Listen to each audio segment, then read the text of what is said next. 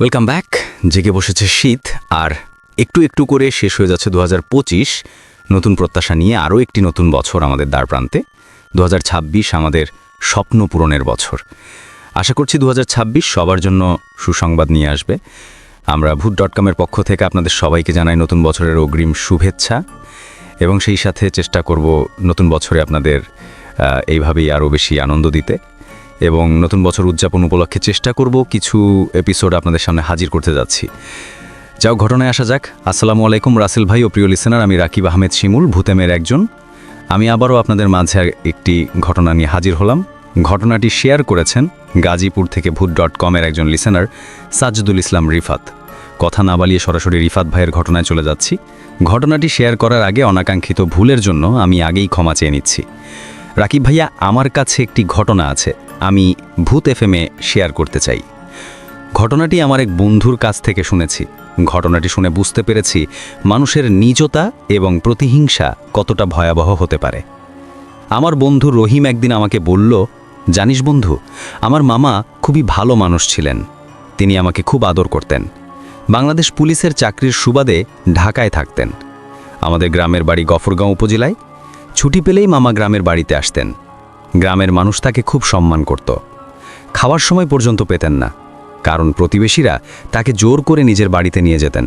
আমি যখন বলতাম, মামা বিয়ে করবেন কবে, মামা মজা করে বলতেন, আহারে বাবা, তোরা খা, আমার স্বপ্ন তো তোদের জন্যই, মামি যদি এসে তোদের খেতে না দেয় তখন বুঝবি।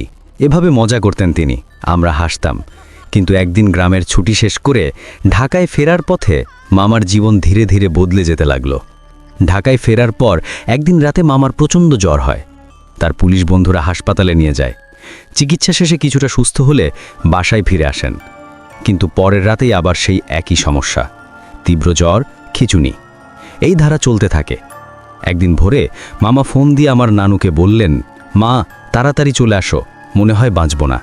আমার নানু দ্রুত ঢাকায় চলে আসেন। চিকিৎসা চলতে থাকে, কিন্তু কোনো পরীক্ষা নিরীক্ষায় রোগ ধরা পড়ে না। এরই মধ্যে নানু একজন কবিরাজের সঙ্গে যোগাযোগ করেন। কবিরাজ জানান মামাকে বান মারা হয়েছে। এটি নাকি প্রতিবেশীর কেউ খাবারে কিছু মিশিয়ে করেছে। কবিরাজ আরও বলেন, এই বান 7 দিনের জন্য করা হয়েছে এবং এর মেয়াদ শেষ হওয়ার আগে বান কাটাতে না পারলে মামার মৃত্যু হবে। নানু আরও কয়েকজন কবিরাজের শরণাপন্ন হন। সবাই একই কথা বলেন। অবশেষে সেই অভিশপ্ত সোমবারে এসে যায়। কবিরাজ জানান, বান কাটার চেষ্টায় যতটা সম্ভব করেছেন, কিন্তু সময় খুব কম ছিল। মামার শারীরিক অবস্থা অবনতির দিকে যায় এবং বৃহস্পতিবার দুপুর 12:50-এ মামা মারা যান। পরে জানা যায় মামার এই পরিণতির কারণ ছিল জমি নিয়ে বিরোধ। গ্রামের এক ব্যক্তি মামার কাছে জমি বিক্রি করেছিলেন। কিছুদিন পর সে জমি ফেরত চাইলে মামা রাজি হননি এবং এর প্রতিশোধ নিতে এই ভয়াবহ কাজটি করা হয়েছিল। এই ঘটনার মাধ্যমে বুঝতে পারি মানুষের হিংসা এবং লোভ কতটা ভয়ানক হতে পারে। সামান্য জমির জন্য একটি জীবন কেড়ে নেওয়া হলো। আমার বন্ধুর পরিবার এই ঘটনায় তছনছ হয়ে গেছে। সবাই মামার জন্য দোয়া করবেন। আজকে এখানেই শেষ করছি। আল্লাহ হাফেজ। এই বলে তিনি তার ঘটনা শেষ করেছেন। খুবই ছোট্ট একটা ঘটনা, কিন্তু আশা করব আপনাদের ভালো লেগেছে। আমরা আজ গ্রামের ঘটনাতেও যাব। আপনারা সবাই গ্রামের ঘটনা শুনতে চান। আজকের ঘটনার শিরোনামই হচ্ছে ভয়ঙ্কর গ্রাম। আমরা সেটাই শোনাবো আপনাদেরকে। চলুন কথা না বাড়িয়ে আমরা পরবর্তী ঘটনায় যাই। Welcome back. আপনাদের সবাইকে স্বাগত জানাচ্ছি। আমি রাসেল। আশা করছি আপনারা সবাই ভালো আছেন, ভালোর দলে আছেন। আমিও ভালো আছি, ভালোর দলে আছি এবং আশা করছি ভূত.com-এর এই বছরের একেবারে শেষের দিকের এপিসোডটি উপভোগ করছেন আপনারা। এর পরের যে বৃহস্পতিবার আমরা পাবো, সেই বৃহস্পতিবারে আমরা পাবো একটি নতুন বছর, নতুন সম্ভাবনা নিয়ে। 2023 আসুক সবার জীবনে। শুরু করছি ঘটনা। আসসালামু আলাইকুম রাসেল ভাই, প্রিয় শ্রোতা বন্ধুরা, আশা করি ভালো আছেন, ভালোর দলেই আছেন। আমি আহমেদ রোহান আছি যশোর থেকে। আমি প্রথমেই রাসেল ভাইকে অসংখ্য ধন্যবাদ জানাই, কারণ গত 129তম এপিসোডে আমার একটা স্টোরি সুন্দরভাবে লিসনারদের পড়ে শোনানোর জন্য। সো যাই হোক, আজ আমি আপনাদের সাথে যে ঘটনাটি শেয়ার করতে যাচ্ছি সেটা আর কোনো বাইরের ঘটনা না, সেটা আমার নিজ গ্রামের একটি ঘটনা। ঘটনাটি ঘটে আমাদের যশোরের একটি গ্রামে। সঙ্গত কারণে আমি গ্রামটির নাম উল্লেখ করলাম না, যার জন্য ক্ষমা চেয়ে নিচ্ছি। তার আগে একটু বলে নিই, আপনারা অনেকেই হয়তো অনেক ঘটনা শুনে থাকেন, কিন্তু কখনো কি ভেবেছেন সেসব ঘটনা যদি আপনাদের নিজ গ্রাম বা এলাকায় ঘটে তখন আপনাদের কেমন লাগবে? ঠিক আজকের ঘটনাটাও সেরকম। আমার গ্রামের একটু বর্ণনা দিই। আমাদের গ্রামটি ছিল বেশ বড়, গাছপালায় ভরা একটি এবং নীরব গ্রাম। গ্রামটিতে আছে বড় একটি পুকুর, আর সেই পুকুরের উপরে আছে বিশাল এক বাঁকানো তালগাছ, যেখানে কিছু ভয়ের জিনিস আছে, লোকমুখে শোনা যায়। আর সেই পুকুরের পাশ দিয়ে চলে গেছে লোকজনের চলাচলের প্রশস্ত রাস্তা। আর সোজা রাস্তা দিয়ে গিয়ে পুকুরের কিছু দূরেই আছে বাঁশঝাড়ে ঘেরা একটি বিশাল পারিবারিক গ্রাম্য কবরস্থান, যেখানে দিনের বেলা গেলেও গাছ ছমছম করে। আর তার পাশ দিয়ে চলে গেছে বড় ফাঁকা একটি মরা বিল, যাকে বলা হয় খোগলা। এই সব মিলিয়ে তৈরি করেছে একটা ভয়ঙ্কর গ্রাম। এবার মূল ঘটনায় আসা যাক। ঘটনা 1। সময়টা ছিল বর্ষাকাল, দিনটি ছিল বৃহস্পতিবার। গ্রামের একটি লোক নাম রমিজ মিয়া, একজন ইজি বাইক চালক, সে রাত 1টা পর্যন্ত বাইক চালিয়ে গ্রামের রাস্তা ধরে বাড়ির দিকে আসতে শুরু করে। হালকা বৃষ্টি পড়ছে, আর চারিদিকে মৃদু ঝিঝি পোকার ডাক আর বিদখুটে অন্ধকার। মাঝে মাঝে আকাশের বুক চিরে বিদ্যুতের ঝলকানি আর সেই বিলের দিকটা থেকে মৃদু শেয়ালের ডাক বুকটা কাঁপিয়ে দিচ্ছে। আগেই বলে রাখি, রমিজ মিয়ার বাড়ি যেতে হয় সেই পুকুরের পাড় দিয়ে। সে যখন বাইক নিয়ে পুকুরের পাশ কাটিয়ে যাচ্ছিল, হঠাৎ সে একটা চাপা কান্নার শব্দ শুনতে পায়। সে খেয়াল করে শব্দটা পুকুরের মধ্যে থাকা তালগাছ থেকে আসছে। এবার সে ওই দিকে তাকায় এবং দেখতে পায় একটি মহিলা বাঁকানো তালগাছের উপরে পেছন ফিরে বসে আছে। তার পা দুটি পানির মধ্যে, তার পরনে ধবধবে সাদা শাড়ি, চুলগুলো ছড়ানো, কিন্তু সে পেছন ফিরে আছে এবং কান্না করছে। সে ভাবল, এত রাতে এখানে মহিলাটা কি করছে? হয়তো বাড়ির থেকে রাগারাগি করে এসেছে, গলায় ফাঁস দিতে পারে। এবার সে গাড়িটাকে একটু সামনে দাঁড় করিয়ে রেখে যায়, মহিলাটির কাছে গিয়ে পেছন দিক থেকে বলে, কে আপনি? এত রাতে এখানে কি? বাড়ি চলে যান। জেনে কথাগুলো বলেছে, অমনি মহিলাটি তার দিকে ঘুরে তাকায়। তখন সে যেটা দেখতে পায়, সেটা দেখার জন্য সে মোটেও প্রস্তুত ছিল না। সে দেখে এটি বিষণ্ণ চেহারা, যার চোখ দুটো ছিল পুরাই সাদা, আর মুখটা আগুনের ঝলসানো, আর মুখ দিয়ে টাটকা রক্ত গড়িয়ে পড়ছে। আরও দেখে সেই অশরীরীর সাথে একটি বাচ্চা। সে খুব রাগান্বিত দৃষ্টিতে তাকিয়ে আছে এবং একসময় সে বলে ওঠে, হায় আমার কাছে আয়। এই বলে ভয়ানক অট্টহাসি হাসতে থাকে। এটা দেখে সে প্রচণ্ড ভয় পেয়ে চিৎকার করতে করতে বাড়ির দিকে দৌড় দেয়, আর বাড়ির সাথে গিয়ে জোরে একটা চিৎকার দিয়ে অজ্ঞান হয়ে যায়। যখন তার জ্ঞান ফেরে, তখন সে দেখে তার বাড়িতে তাকে ঘিরে অনেক লোকের ভিড়, আর সবাই বলে কি হয়েছিল রাতে। এবার সে রাতের ঘটনাগুলো খুলে বলে, এতে আশেপাশের লোকজনের মনে ভয়ের দানা বাঁধে। আর রমিজ মিয়াকে ভালো কবিরাজ দেখানো হয়, কিন্তু তাতে কোনো লাভ হয় না। রমিজ মিয়া দিন দিন কেমন পাগলের মতো হয়ে যায়। সে হঠাৎ হঠাৎ গভীর রাতে বারবার ছুটে চলে যায় সেই পুকুর পাড়ে। এই ঘটনার ঠিক 7 দিন পর সেই পুকুরের পানিতে ভাসতে দেখা যায় রমিজ মিয়ার লাশ। ঘটনার একটি জায়গায় তিনি বলেছেন যে এই যে বাচ্চাটি ছিল, তিনি বলেছেন যে এই বাচ্চাটি তিনি খাচ্ছিলেন। তো এই যে আদমখোরের কথা আমরা শুনি, এবং এই যে একটা অদ্ভুত টান, এবং সেই টানের কারণে মৃত্যু হয়, রমিজ মিয়ার জীবন দিতে হয় তাকে, এই ব্যাপারগুলো খুবই অদ্ভুত। আমরা জানি যে ঢাকাতেও এরকম আদমখোরের সন্ধান পাওয়া গিয়েছে, বাংলাদেশের বিভিন্ন জায়গায় হয়তো এরকম আদমখোররা আছেন না, আমি ঠিক জানি না। যদি আপনারা জেনে থাকেন অবশ্যই আমাকে জানাবেন। আমি চলে যাচ্ছি ঘটনা 2। একদিন গ্রামের একজন লোক, তার নাম তুহিন, সে শহরে একটি কাপড়ের দোকানে কাজ করত। একদিন দোকান বন্ধ করে বাড়ি আসতে আসতে অনেক রাত হয়ে যায়। রাত প্রায় 2টার মতো হবে। সে মেইন রোড থেকে নেমে গ্রামের কাঁচা রাস্তা ধরে একটা সিগারেট ধরিয়ে হাঁটতে হাঁটতে বাড়ির দিকে আসতে থাকে। সে যে রোড দিয়ে আসছিল, যেহেতু সময়টা বর্ষাকাল ছিল, রাস্তাটি ছিল প্রচুর কর্দমাক্ত। রাস্তার এক পাশে ছিল পাটক্ষেত, আর এক পাশ দিয়ে একটু হালকা টাইপের বাগান, যার ভেতরে 4টা পারিবারিক কবর আছে। আর মাঝখান দিয়ে সেই রাস্তা ধরে চলেছে তুহিন মিয়া। তার আগে একটু বলে নেই, তুহিন মিয়া ছিল খুব সাহসী এবং কিছু প্যারানর্মাল বিষয়ে অভিজ্ঞ। আর তাই সে যখন সেই পারিবারিক কবর আর পাটক্ষেতের মাঝামাঝি চলে এসেছে, তখন সে খেয়াল করে তার পাশ দিয়ে একটা কালো ছায়া মূর্তির মতো কিছু পারিবারিক কবরস্থানের মধ্যে থাকা শেওড়া গাছটিতে উঠে গেল। তখন সে একটু ভালো করে খেয়াল করলো এবং একটি ভয়ানক দৃশ্য দেখতে পেল। সে দেখে চাঁদের আবছ আলোয় একটি যুবতী মেয়ে, বিভৎস, গায়ে কোনো কাপড় নেই, চোখের কুঠুরিতে চোখ নেই, পুরো খালি, চুলগুলো এলোমেলো। তার হাতে কালো রঙের দড়ি নিয়ে দাঁড়িয়ে আছে। সেই বিভৎস অবয়বটি সেই শেওড়া গাছ থেকে নেমে তার দিকে এগিয়ে আসে। এটা দেখে সে প্রচণ্ড ভয় পায় এবং মনে মনে ভাবে তার সাথে আজ খারাপ কিছু ঘটতে চলেছে। সে মনকে শান্ত করে সূরা কালাম পাঠ করতে থাকে এবং নিজের শরীরটা বন্ধ করে নেয়। এরপর তাকে ঘিরেই একটি বড় বৃত্ত এঁকে ফেলে। তারপর সেই বৃত্তের মধ্যেই সে দাঁড়িয়ে যায়। এতে দেখা যায় সেই বিভৎস অবয়বটি তার কাছে আসতে পারছে না। সে খালি হাতে থাকা দড়িটি নিয়ে তুহিন মিয়ার গলায় পড়াতে চাচ্ছে, কিন্তু পারছে না। এভাবে সময় যেন যাচ্ছেই না। তুহিন মিয়ার গলা শুকিয়ে এসেছে। সূরা পড়তে পড়তে এভাবে কতক্ষণ কেটেছে বুঝতে পারছেন না। এক সময় সব শান্ত হয়ে যায়। দূরের মসজিদ থেকে ভেসে আসে ফজরের আজান, এবং নারীরূপী সেই অবয়বটি রাগান্বিত হয়ে কর্কশ কণ্ঠে বলে, আজকে তাকে ছেড়ে দিয়েছে বা সেই বেঁচে গেছে।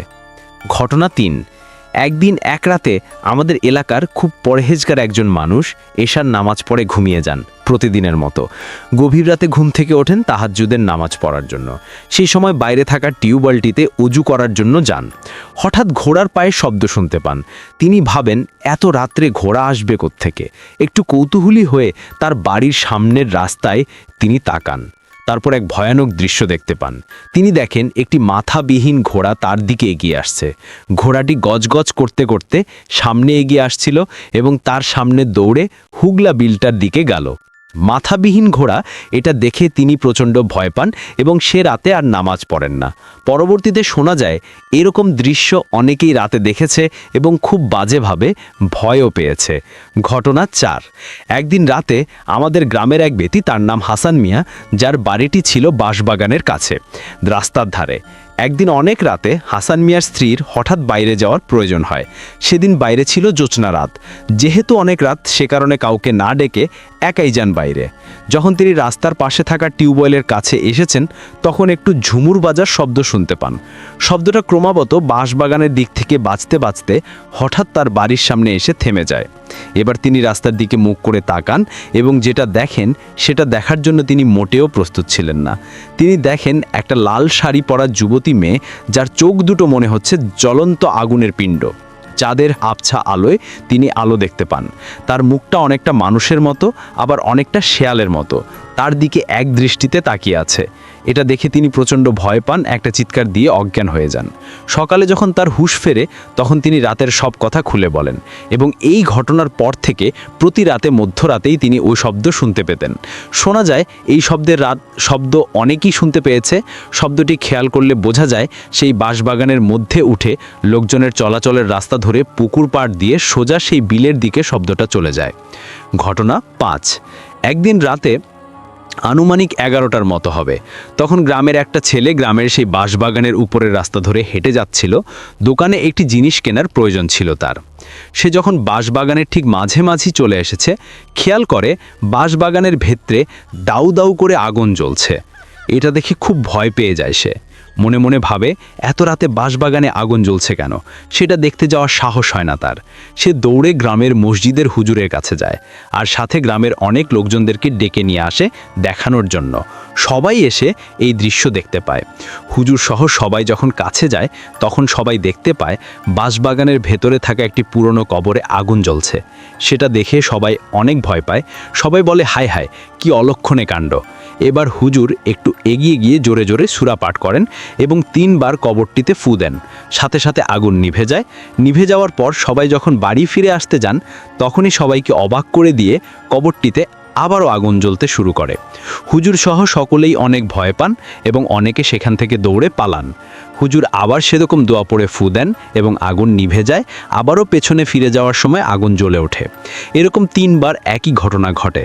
শেষবার হুজুর যখন সূরা কালাম পড়ে আজান দেন, তখন আগুন নিভে যায় আর আগুন ধরতে দেখা যায় না। সবাই তারপর সেখান থেকে চলে আসে আর দিনের বেলাতেও কেউ ওই দিকটায় যায় না। রাসেল ভাই, এই ছিল আমাদের গ্রামে ঘটে যাওয়া কিছু বিশেষ ঘটনা। এখন এরকম কিছু ঘটনা ঘটতে দেখা গেছে। অনেক হুজুর কবিরাজ আনা হয়েছে গ্রামে, কিন্তু আজ পর্যন্ত এসব ঘটনার কোনো সলিউশন পাওয়া যায়নি। জানি না আসলে ঘটনাগুলো কতটা ভয়ের, কিন্তু ঘটনাগুলো আমাদের গ্রামে ঘটে যাওয়া সমস্ত ঘটনা ভালো লাগলে লিসেনারদের পড়ে শোনাবেন। এই বলে তিনি তার ঘটনা শেষ করেছেন। আহমেদ রোহান রেগুলার লেখেন আমাদেরকে এবং তিনি লেখেন যশোর থেকে। আপনারা যারা এতক্ষণ পর্যন্ত আমাদেরকে শুনলেন তাদেরকে অসংখ্য ধন্যবাদ। এখন আমরা এমন কিছু ঘটনায় যাব যেই ঘটনাগুলো হয়তো আগেও শুনেছেন বা শুনেননি বা বারবার শুনতে চাইবেন। চলুন কথা না বাড়িয়ে সেই ঘটনাগুলোতে যাওয়া যাক। Welcome back. আশা করছি আপনারা সবাই ভালো আছেন, ভালোর দলে আছেন। কথা কেউ শুনতে পছন্দ করেন না, তাই কথা না বলে সরাসরি ঘটনায় চলে যাব। আশা করছি যে আমাদের আজকের যে ঘটনাটি এখন আপনারা শুনবেন, সেই ঘটনাটি আপনাদের ভালো লাগবে। যদি এতটুকু আনন্দ দিতে পারি, তাহলে মনে করব যে আমরা কোনো না কোনোভাবে সার্থক হয়েছি। চলুন ঘটনায় যাই। আসসালামু আলাইকুম রাসেল ভাই, ভূত.com-এর সকল লিসনারদেরকেও আমার সালাম ও শুভেচ্ছা। আমি জানি আপনি ভালো আছেন এবং ভালোর দলে আছেন। আমি মোহাম্মদ দেলোয়ার হোসেন। আমার বাসা রাজশাহী জেলা, মোহনপুর উপজেলা, গোছা গ্রামে। আমি 2010 সাল থেকে আজ অবধি আপনাকে শুনছি। আমার কাছে অনেক ঘটনা আছে আর অনেকবার পাঠাতে চেয়েছি, বাট পাঠানো হয়ে ওঠেনি। তাই অবশেষে আজ লিখতে বসলাম। আজ আমি আমার বড় আব্বুর জীবনে ঘটে যাওয়া একটি সত্য ঘটনা আপনাদের সাথে শেয়ার করছি। যদি সিলেক্টেড হয় আপনি পড়ে শোনালে খুব খুশি হব। শুরুতেই আমি আমাদের গ্রামের বর্ণনা দিই, না হলে অনেক কিছুই বোঝা যাবে না। আমাদের গ্রামের দুই পাশ দিয়ে দুইটা লম্বা আর অনেক চওড়া বিল। সেই দুই বিলের আর গ্রামের মাঝখান দিয়ে চলে গেছে একটি মাটির রাস্তা। সেই মাটির রাস্তা ধরে ঘেঁষে গ্রামের ঠিক মাঝখানে একটি বাজার, সেখানে কিছু লোক দোকান আর ছোট একটি মাঠ। সেই মাঠে সপ্তাহে 2 দিন হাট বসে, আর আমাদের বাসায় যেতে হলে সেই মাঠ ঘেঁষে চিকুন ঢালু রাস্তা ধরে বিলের দিকে যেতে হয়। একদম বিল ঘেঁষে আমাদের বাড়ি। আমার আব্বুরা 6 ভাই 3 বোন। আমার আব্বু ভাই বোনের মধ্যে সবার ছোট। আমার যে বড় আব্বুর সাথে ঘটনাটি ঘটে তিনি ভাই বোনের মধ্যে অষ্টম।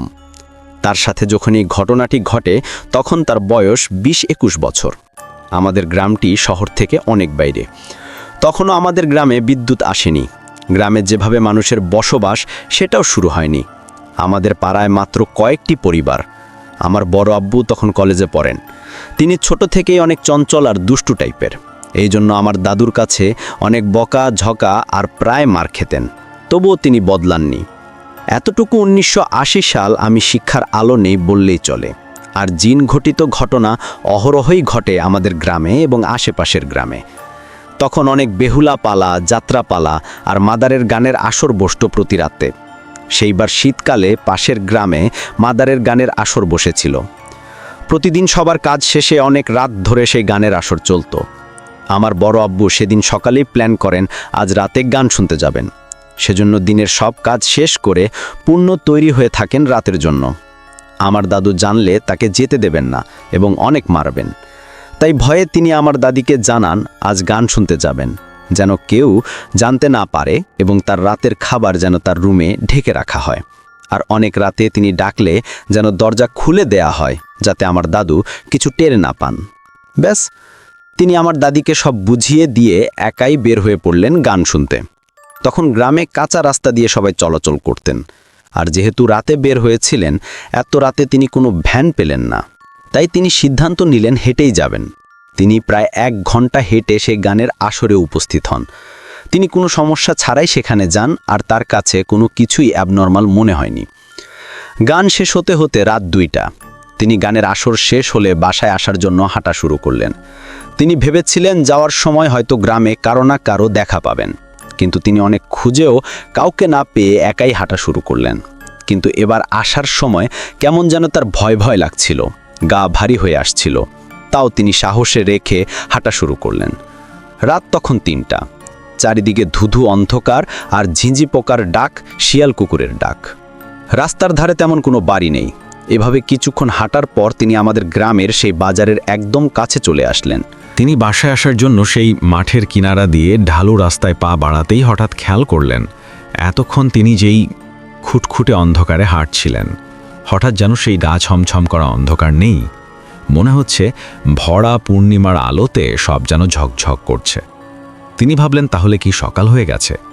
কিন্তু এত দ্রুত কিভাবে অন্ধকার থেকে সকাল হবে? তিনি তখনও কোনো ভয় বা ভয়ের মতো কিছু টের পাননি। হঠাৎ তিনি একটু দূরে কিছু একটা মুভমেন্ট ফিল করলেন, যেন অনেক মানুষ এক জায়গায় জড়ো হয়ে কিছু করছে। আর সেখানে যেন অনেক আলোতে ভরা, যেন অনেকগুলো সাদা ধবধবে বাল্ব একসাথে জ্বলছে। কিন্তু এটা কিভাবে সম্ভব? তখন আমাদের গ্রামে বিদ্যুৎ আসেনি, আর এত রাতে এত মানুষ কিভাবে আসবে এখানে? তার অজান্তেই যেন গা ঠান্ডা হয়ে আসছিল। তিনি তাও মনের মধ্যে একটা কিউরিসিটি থেকেই সেই মাঠের দিকে ধীরে ধীরে পা বাড়ালেন।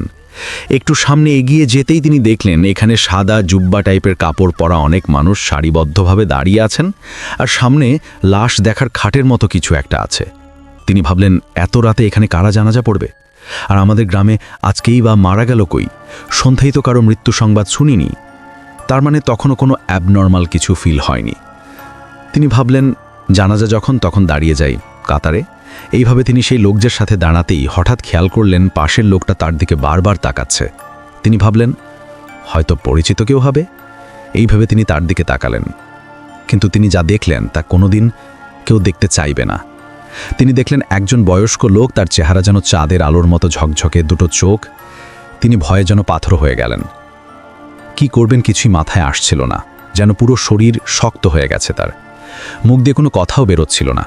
হঠাৎ বড় আব্বু লক্ষ্য করলেন সেই লোকটা তাকে হাতের ইশারায় বাড়ির রাস্তা দেখাচ্ছেন, যেন বলতে চাচ্ছেন, তুমি বাসায় চলে যাও, এখানে থেকো না, এক্ষুনি যাও। হঠাৎ বড় আব্বুর পা যেন তার অজান্তেই সেই ঢালু রাস্তার দিকে অনেক জোরে জোরে চলতে শুরু করলো। তিনি দৌড়াতে শুরু করলেন। এক দৌড়ে বড় আব্বু বাসার দরজায় এসেই মা বলে চিৎকার দিয়ে অজ্ঞান হয়ে গেলেন। কিন্তু বড় আব্বু নাকি দৌড়ানোর সময় একবারও পেছনে তাকাননি। তার চিৎকার শুনে আমার দাদু, দাদি সবাই অনেক দ্রুত ঘর থেকে বের হয়ে আসলেন। দরজা খুলে দেখেন বড় আব্বু অজ্ঞান হয়ে পড়ে আছে। সবাই তাকে ধরাধরি করে রুমে নিয়ে গেলেন। সেদিন রাতে তার আর জ্ঞান ফেরেনি। পরদিন সকালে যখন তার জ্ঞান আসে, সবাই জিজ্ঞাসা করেন কি হয়েছিল তার সাথে। বড় আব্বু সবাইকে সবকিছু খুলে বলেন। সব শুনে আমার দাদু আব্বুকে অনেক বকাঝকা করলেন, আর আমার দাদিকেও কেন সে যেতে দিয়েছে এই নিয়ে অনেক বকলেন। তারপর আমার দাদু গ্রামের এক কবিরাজকে ডেকে আনলে সেই কবিরাজ আমার বড় আব্বুকে পানি পড়া দেন এবং একটা তাবিজ দেন। বলেন যে তার হেতরাতে বাইরে যাওয়া মোটেও উচিত হয়নি। সেদিন হয়তো কোনো মুসলিম জিনের মধ্যে কেউ মারা গিয়েছিলেন, তাই তারা সেদিন জানাজা দিয়ে সেই মৃত জিনের দাফনের ব্যবস্থা করছিলেন। তিনি আরও বললেন, আমার বড় আব্বুর অনেক ভালো, তাই একজন বয়স্ক ভালো জিন তাকে বাড়ির পথ দেখিয়ে দিয়েছে, তার জীবন রক্ষা করেছে। এই ছিল ঘটনা। এটা 100% সত্য ঘটনা। আর আমার বড় আব্বু আজও বেঁচে আছেন, আমি তার কাছ থেকেই শুনেছি। ঘটনা প্রথম কোথাও শেয়ার করলাম, আর এর দায়িত্ব সব আমার। যদি ভালো লাগে সিলেক্টেড হয়ে আমাকে জানাবেন। আমার কাছে আরও ঘটনা আছে, সময় করে পাঠিয়ে দেব ইনশাল্লাহ। থ্যাংক ইউ ভেরি মাচ আপনার ঘটনার জন্য এবং আমাদেরকে ঘটনা শেয়ার করার জন্য। আশা করছি এই ঘটনাটিও আপনাদেরও ভালো লেগেছে। আমরা চলে যাব আমাদের পরবর্তী ঘটনায়। যেভাবে লেখা আছে আমি সেভাবেই পড়ছি। আমার নাম সুজয়া, দিল্লি থেকে। আমি আমার চরম বাস্তব কিছু ঘটনা অর্থাৎ ভৌতিক ঘটনা শেয়ার করব বলেছিলাম। ধন্যবাদ সবাইকে আমাকে সমর্থন করার জন্য। আশা করি আপনারা এত ভৌতিক বাস্তব ঘটনা কখনো শোনেননি। আরেকটা কথা, আমি প্রবাসী বাঙালি, তাই টাইপিং মিস্টেক বা অন্য কোনো ভুল হয়ে যদি থাকে সেটা ত্রুটি মার্জনীয়। পার্ট 1, ঘটনা 1 শুরু করছি। এটি আমার মায়ের জীবনের কাহিনী। আমার মায়ের বর্তমান বয়স 60। তার যখন 22 বছর বয়স, তখন মুর্শিদাবাদের একজনের সাথে পত্র মিতালি মারফত কথা হতো। তার নাম ছিল হেমন্ত। তারা 4 ভাই, কোনো বোন ছিল না। তাই হেমন্ত মামা আমার মাকে পত্র মিতালি সূত্রে বোন পাঠিয়েছিল। তাদের ও তাদের মায়ের খুব ইচ্ছে ছিল আমার মাকে একটিবার চোখে দেখার। কিন্তু আমার দাদুর করা শাসনে মা একলা আলিপুরদুয়ার থেকে মুর্শিদাবাদ যেতে পারেননি। তাই পত্র মারফত কথা চলত। কিন্তু মাকে দেখার জন্যই ওই হেমন্ত মামার মা অধীর অপেক্ষায় ছিলেন। মনে মনে উনি যেন মাকেই নিজের মেয়ে ভাবতেন। যাই হোক, 2 বছর পর আমার মায়ের বিয়ে হয়ে যায়। হেমন্ত মামার মা কেন জানি না মাকে খুব দেখতে চাইতেন। তার জন্য সোনার কানের দুল তৈরি করেছিলেন যে বিয়ের পর গেলে দেবেন। যাই হোক, মায়ের কখনো যাওয়া হয়নি। এরপর আমি হলাম। আমার যখন বয়স 2 মাস, তখন আমার মায়ের মামাতো দাদা মুর্শিদাবাদে ট্রান্সফার হন ও মাকে নিমন্ত্রণ করেন। আমার বাবা যেহেতু ভারতীয় নৌবাহিনীতে ক্যাপ্টেন ছিলেন, সে সময় উনি জাহাজ বিক্রমাদিত্যতে শ্রীলঙ্কা বর্ডারে ছিলেন। মা আমাকে নিয়ে ওই মামার বাড়িতে যান। তখন ওই হেমন্ত মামাদের বাড়ি বেশি দূর ছিল না বলে উনি সেখানেও গিয়েছিলেন। গিয়ে জানতে পারেন যে 15 দিন আগেই ওই দিদার মৃত্যু হয়েছে এবং মরবার আগের মুহূর্তে তিনি সাথী মানে আমার মাকে দেখতে চেয়েছিলেন। আমার মা এটা শুনে খুব কান্নাকাটি করেন। তো যাই হোক, হেমন্ত মামার বাবা মাকে অনুরোধ করেন কিছুদিন থেকে যেতে। মা 3 দিন থাকতে রাজি হন। প্রথম রাত্রে একটা বিরাট ঘটনা ঘটে যায়। মাঝরাতে মা হঠাৎ শুনতে পান যে পাশের ঘরে বাসনপত্র কে যেন মাটিতে আছড়ে ফেলছে। বলে রাখি, ওই হেমন্ত মামারা 4 ভাই একটা বড় ঘরে ঘুমাতেন। ওনাদের বাবা ওই দিদার ঘরে ঘুমাতেন, আর আমাকে ও মাকে বাড়িতেই নতুন একটি ঘরে থাকার ব্যবস্থা করে দিয়েছিলেন। তাই সাথেই রান্নাঘর লাগাওয়া। আমার মা ছিলেন অসীম সাহসী ও তেজি মহিলা, কারণ শ্রীকৃষ্ণের মতো উনিও অষ্টম গর্ভ। তাই উনি কাউকে ডাকেননি, চুপ করে আমাকে বুকে নিয়ে শুয়েছিলেন। রান্নাঘরে অসম্ভব আওয়াজ শুনে উনি চুপ করেছিলেন। হঠাৎ ওই রাতেই মায়ের বাথরুমে যাওয়ার প্রয়োজন পড়ে, তো আমাকে মশারির ভেতর রেখে একাই টয়লেটে যান। পুরনো বালি হিসেবে কলতলাচকে জল নিয়ে যেতে হতো। মা যেই মুহূর্তে দরজা থেকে বেরিয়ে উঠোনে নামেন, সেই মুহূর্ত থেকে কে যেন তাকে অনুসরণ করতে থাকে। মা স্পষ্ট দেখতে পান যে লাল পেড়ে শানি পরা মহিলা, কিন্তু খুব আবছা। মা কলতলা থেকে জল তুলছেন, সে যেন মাকে স্পর্শ করতে চাইছে কিন্তু পারছে না। সে মায়ের গা ঘেঁষে দাঁড়িয়ে আছে, মায়ের দিকে তাকিয়ে আছে, মাকে ধরতে চাইছে কিন্তু পারছে না। মা টয়লেটে যাওয়া থেকে বেরোনো অবধি সেই একই ঘটনা। যতক্ষণ মা বাইরে ছিলেন ততক্ষণ সেই ছায়ামূর্তি যেন তাকে প্রবলভাবে স্পর্শ করার চেষ্টা করছিল। গলার কাছে ধরতে আসছিল কিন্তু পারেনি। দরজায় এসেছিল কিন্তু আপ্রাণ চেষ্টা চালাচ্ছিল। পরদিন মা হেমন্ত মামাকে ঘটনাটা বলেছিলেন। উনি খুব বকা দিয়েছিলেন ওনাকে না ডেকে একলা যাওয়ার জন্য। উনি কেঁদেছিলেন খুব, যে হয়তো হেমন্ত মামার মা মাকে দেখার প্রবল বাসনা নিয়ে মরেছিল, তাই মৃত্যুর পর চেয়েছিলেন মাকে কাছে নিতে। মা পরদিন ওখান থেকে চলে আসেন। ঘটনা 2, আমার বাবার আদিবাড়ি। বর্তমান আমার বয়স যখন 4 বছর, তখন ওখানে ঘুরতে গিয়েছিলাম। তো আমাদের বাড়ি ছিল অনেক বড় বড় উঠোনের এপার ওপার ঘর, পিছনের খালি জমি। তবে শুনেছি ওই জমিতে নবাব আমলে অনেক শিশুদের কবর দেয়া হতো।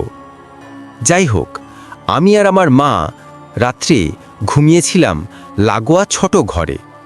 আমার জন্য দুধ রাখা ছিল পাম্প স্টোভের ওপর। আমাদের এই ঘরটায় জানালা ছিল একটা, সেটা বন্ধ ছিল। আর ছিল একটা খুব ছোট ভেন্টিলেটর, যেটা দিয়ে একটা কবুতর ঠিকভাবে যেতে পারবে না। যাই হোক, রাতের বেলা আমি বাথরুমে যাব বলে মাকে ডাকি। মা উঠোনের ওপারে বাথরুমে গিয়ে আমাকে বারান্দার কোণে বসতে বলেন। ওনার পেছনটা ছিল ঘরের দিকে। হঠাৎ উনি শুনতে পান একটা ভীষণ রকমের আওয়াজ, যেন কেউ বিষাক্তভাবে কিছু চাটছে। মা এক মুহূর্তে ঘুরে তাকিয়ে দেখেন যে একটা ভয়ানক কালো লোমশ কেউ দাঁড়িয়ে দুধের বাটির সামনে। মা তার সেও জ্বলন্ত আগুনের মতো লাল চোখে তাকিয়েছিল। মা আমাকে তাড়াতাড়ি কোলে নিয়ে ঘরে এক পা ফেলতেই সে সেকেন্ডেরও কম সময় একটা লাফ মেরে যেন উড়ে ওই ছোট্ট ভেন্টিলেটর দিয়ে বেরিয়ে গেল। মা আমাকে মশারির ভেতর ঢুকিয়ে যেই না বলছেন, তুমি ভয় পেও না, আমি ঠাকুরমাকে এক্ষুনি ডেকে আসছি। অমনি ওই পেছনের জমি থেকে যেন একটা বিভৎস গলা ভেঙচি কেটে উঠেছিল, মানে বুক কাঁপানো আও আও করে ভেঙচি কাটার আওয়াজ। সেটা আমি আজ 27 বছর পরেও ভুলতে পারিনি। আমি আজও কেঁপে উঠি মনে পড়লে সেই ছায়া মূর্তি আর সেই ভেঙচির আওয়াজ। যাই হোক, আমার অসীম সাহসী মা সেই অন্ধকারে উঠোন পেরিয়ে ঠাকুরমা দাদু কাকুদের ডেকে আনেন। আর একটা কথা, যেহেতু আমরা ওই ঘরে থাকতাম না, কোনো ঠাকুর বা পুজোপাঠ ওই ঘরে হয়নি। যাই হোক, পরদিন ভোরবেলা আমার দাদু গিয়ে এক মুসলমান বৃদ্ধকে ডেকে আনেন। উনি এসে পুরো বাড়ি ঘুরে জানান যে একটা ভয়ানক কিছু আছে। উনি ছোট একটা সাদা কাগজে আরবি বা উর্দুতে কিছু একটা লিখে কাঁঠালের আঠা দিয়ে ঘরের দুয়ারে আটকে দিয়েছিলেন। উনি কোনো টাকা নেননি, এর জন্য ওনার গুরুর মানা আছে। সেদিনের পর থেকে আর কিছু হয়নি। তারপর ঠাকুরমা ওই ঘরে ঠাকুর মাখতেন। ঘটনা 3, আমি তখন আমার মায়ের গর্ভের 7 মাস। গর্ভবতী মায়ের আমার বাবা যেহেতু ভারতীয় নৌবাহিনীর ক্যাপ্টেন ছিলেন, তাই বেশিরভাগ সময় তিনি যুদ্ধজাহাজে থাকতেন। মা কোয়ার্টারে একাই থাকতেন। আমি আগেই বলেছি, আমার মা যেহেতু শ্রীকৃষ্ণের মতো অষ্টম গর্ভজাত, তাই উনি অসীম সাহসী, তেজি ও কিছু বিশেষ ক্ষমতার অধিকারী। তো উনি সে সময় বিশাখাপত্তনমের কোয়ার্টারে একাই ছিলেন। এই কোয়ার্টারটা একটু তাড়াহুড়ো করে নেওয়া হয়েছিল। বাবার ট্রান্সফার হয়েছিল, আর পরদিন যুদ্ধজাহাজ বিক্রমাদিত্যতে বাবা চলে যান মিয়ানমারের উপকূলে। মা একলা ছিলেন ওই কোয়ার্টারে। খুব গরম ওখানে। মা কোয়ার্টারে ঢোকার সময় লক্ষ্য করেন যে গোটা ঘরটা বেশ কালো, মানে দেয়ালগুলো ধোঁয়া জ্বলা কালো মতো। কিন্তু মা কাউকে কোনো কিছু বলতে পারেননি, কারণ ওটা ছিল 7 তলায়, আর ওই ফ্লোরে 2জন সাউথ ইন্ডিয়ান ব্যাচেলর ছাড়া আর কেউ থাকতো না। তো মা তাই জানতে পারেননি। বিকেলের পর থেকে কেমন একটা লাগতে থাকে মায়ের। মনে হয় ঘরটা যেন ধোঁয়ায় ঢেকে যাচ্ছে। সন্ধেবেলা ক্যান্টিন থেকে বয় এসে খাবার দিয়ে চলে যায়। মা সমুদ্রের দিকে জানালার সামনে একটা আরাম কেদারায় বসেছিলেন। যত সন্ধ্যা বাড়তে থাকে মনে হয় ঘরটা যেন ধোঁয়ায় ঢেকে যাচ্ছে। মা যতবারই চোখ বন্ধ করার চেষ্টা করেন, ততবারই মনে হয় কেউ যেন পাইচারি করছে ঘরে। ওই সময় মায়ের অ্যাডভান্সড প্রেগন্যান্সি। মায়ের শরীর ভীষণ অস্থির লাগছে শুরু করে। মনে হয় চুরির শব্দ, কারো হালকা অস্থির পায়ের পাইচারি। চোখ বন্ধ করলেই মায়ের মনে হচ্ছে কেউ যেন তার পাশে এসে দাঁড়িয়েছে। মায়ের দিকে ঝুঁকে পড়ছে, মাকে ধরতে আসছে। মা ঘামতে শুরু করেন। উনার গায়ে কেউ স্পর্শ করতে পারছে না, কিন্তু চেষ্টা করছে। মা খেতেও পারলেন না। সারা ঘরে সেই দপদপানি আওয়াজ হচ্ছে, ঝুপঝাপ। মা এই করে করে সারা রাত চোখ খুলেই রাখলেন। না খেতে পারলেন, না পারলেন ঘুমাতে। সারা রাত তার ঘরে তাণ্ডব আওয়াজ হলো, দাপাদাপি হলো, মাকে ধরার চেষ্টা হলো, কিন্তু ব্যর্থ হলো। ভোরের আলো ফুটতেই মা কোনো মতে চোখ খুলে জল দিয়ে ওই অবস্থাতেই বেরিয়ে পড়লেন। বাবার অফিসে পৌঁছেও গেলেন। ওখানে মাকে দেখে সবাই দৌড়ে এলো। মাকে সুস্থ করা হলো। ওইখানেই মা জানতে পারলেন যে গত 1 মাস আগে ওই কোয়ার্টারে একজন সাউথ ইন্ডিয়ান নেভি অফিসারের বউ প্রেগনেন্ট অবস্থায় গায়ে আগুন লাগিয়ে সুইসাইড করেছিল। ওই কোয়ার্টারে তার তালা লাগানো ছিল। বাবা তাড়াহুড়ো করে ওটাই নিয়েছিল। পরে বাবা ক্ষমা চেয়েছিল, কিন্তু মায়ের শরীর ও মনের দিক থেকে বিরাট একটা ঝড় বয়ে গিয়েছিল। সেই রাত্রে সেই দিনই মাকে অন্য কোয়ার্টারে নিয়ে যাওয়া হয়েছিল। ঘটনা 4। আমার তখন 5 বছর বয়স। আমি মায়ের সাথে মামাবাড়ি আলিপুরদুয়ার গিয়েছিলাম। তো ওখানে মায়ের পিস্তুত দাদার বাড়িতে নিমন্ত্রণ ছিল। মামাবাড়ি ওই বাড়িটা থেকে হেঁটে 10 মিনিট। তার মাঝখানে একটা খোলা ছোট জায়গা। শুনেছি ওইখানে নাকি রাজনৈতিক দাঙ্গার সময় অনেক খুন হয়েছিল এবং পাড়ার একজন দিদা মেয়ের ওপর রাগ করে গায়ে আগুন দিয়ে জ্বলতে জ্বলতে ওই খোলা জায়গায় এসে মরেছিল। তো যাই হোক, ওই পিস্তুত মামার বাড়ি থেকে খেয়ে সেই মামা আমাদের এগিয়ে দিতে এসেছিলেন মামাবাড়ি অবধি। তখন রাত 11টা, খুব নির্জন রাস্তা। কিন্তু যেই ওই খোলা জায়গাটার কাছাকাছি আসলাম আমরা, আমি বলে বোঝাতে পারবো না কি বিভৎস আর্তনাদ মেশানো শব্দ হচ্ছিল। আমার স্মৃতিশক্তি খুব প্রবল। 2 বছর বয়সের কথা মনে আছে। সেই আওয়াজটা আমার কানে এখনও বাজে। বলে বোঝাতে পারবো না। যাই হোক, ওই আওয়াজটা শুনে মামা মেয়ে তখনই আমাদের নিয়ে অন্য দূরের রাস্তা ধরে মামাবাড়িতে পৌঁছে দিয়ে যান। ঘটনা 5। আমার সেজো মামা রাতে অফিস থেকে বাড়ি ফিরতেন। উনি হাসি মারাই ছিলেন। উনি রোজ প্রায় 11টা নাগাদ রিকশায় করে ফিরতেন। এরকমই এক বিশেষ তিথির দিনে উনি ফিরছেন। হঠাৎ উনার রিকশা আটকে যায়। কিছুতেই সামনে এগোতে পারছে না। কে যেন টেনে রেখেছে, চেপে রেখেছে। তখন হঠাৎই ওই রিকশাওয়ালা কাকু নেমে গলাতে একটা মাদুলি খুলে সামনের দিকে বাড়িয়ে দিয়ে আবার চলতে শুরু করেন এবং রিকশা চলতে থাকে। পরে মামা জানতে পারেন, পরদিন নাকি রিকশা কাকুটা দেখেন যে তার মাদুলির ভেতরে একটা জিনিস নেই, যেটা ওনার গুরু দিয়েছিলেন। ঘটনা 6। আমার মায়ের পিস্তুত এক দাদা বউ পছন্দ না হওয়াতে গায়ে আগুন দিয়েছিলেন। সেই দাদাদের বাড়ি থেকে আমার মামাবাড়ি হেঁটে 20 মিনিট। যেই রাত্রে উনি গায়ে আগুন দেন, সেই সময় উনি কিছুটা বাঁচতে চাইছিলেন, কিন্তু পারেননি। সেই রাত থেকে আমার দাদু বাড়িতে ছাদে ভয়ানক আওয়াজ শুরু হয়। মনে হয় ভূমিকম্প হচ্ছে। আমার দাদু, দিদা, ওই মামা খুব প্রিয় ছিলেন। সেই রাত্রেকে আমার দাদুর বাড়িতে প্রতি রাতে ছাদে বিকট আওয়াজ শুরু হয়। মনে হয় ছাদ ভেঙে পড়ছে। রাতে উঠোনে মনে হয় কিছু যেন দৌড়াচ্ছে। এভাবে 5 দিন চলার পর দাদু ওই পিসি দিদাকে ডেকে পাঠান এবং গায়া যান পিণ্ডি দান করতে। তখন গয়া মূল প্রেতগৃহে পিণ্ডি দান হতো। পিসি দিদা নাকি যখন ওই প্রেতগৃহের জানালা দিয়ে পিণ্ডিটা বাড়িয়েছিলেন, তখন একটা কালো ভয়ঙ্কর একটা আবছা হাত এসে ফু মেরে পিণ্ডিটা নিয়েছিল। সেই হাত থেকেই আমার দাদু বাড়িতে ওই তাণ্ডব বন্ধ হয়ে যায়। ঘটনা 7। আমার আরেক বিস্তুত মামার আংশিক খুন হয়েছিল। মানে ভরা বাজারে এক গুন্ডা ওনার পায়ের মূল শিরা কেটে দিয়েছিল। ডাক্তাররা বলে দিয়েছিলেন উনি 6 মাস অবধি বাঁচবেন পঙ্গু হয়ে। উনি দেখতে খুব সুন্দর আর সমাজসেবী ছিলেন আর কি। এই ঘটনার পর বাড়ির সবার খুব মন খারাপ হয়ে যায়। মাসের মাথায় হঠাৎ ওনার দাদার বিয়ে ঠিক হয়। উনি বিছানাতে শুয়েই কাঁদতে কাঁদতে বলেন যে ওনার তো বিয়ে হতে পারল না, তাই যে দাদার বিয়ে হচ্ছে সেই বৌদিকে উনি সঙ্গে করে নিয়ে যাবেন। সবাই মৃত্যু পথযাত্রীর মজার কথা ভেবেছিল। তার 1 মাস পরে উনি মারা যান। 45 দিনের আতর উঠিয়ে ওই মামার বিয়ে হয়। মামি হাইস্কুলের টিচার ছিলেন। তো বিয়ের 10 দিন পর মামি একদিন অন্ধকার কুয়াতলায় বাসন মানে চায়ের বাসন ধুতে যান। বাকিরা গল্প করছিল। হঠাৎ ওই মামিকে কে যেন বৌদি বলে ডাকে। মামি সাড়াও দেন।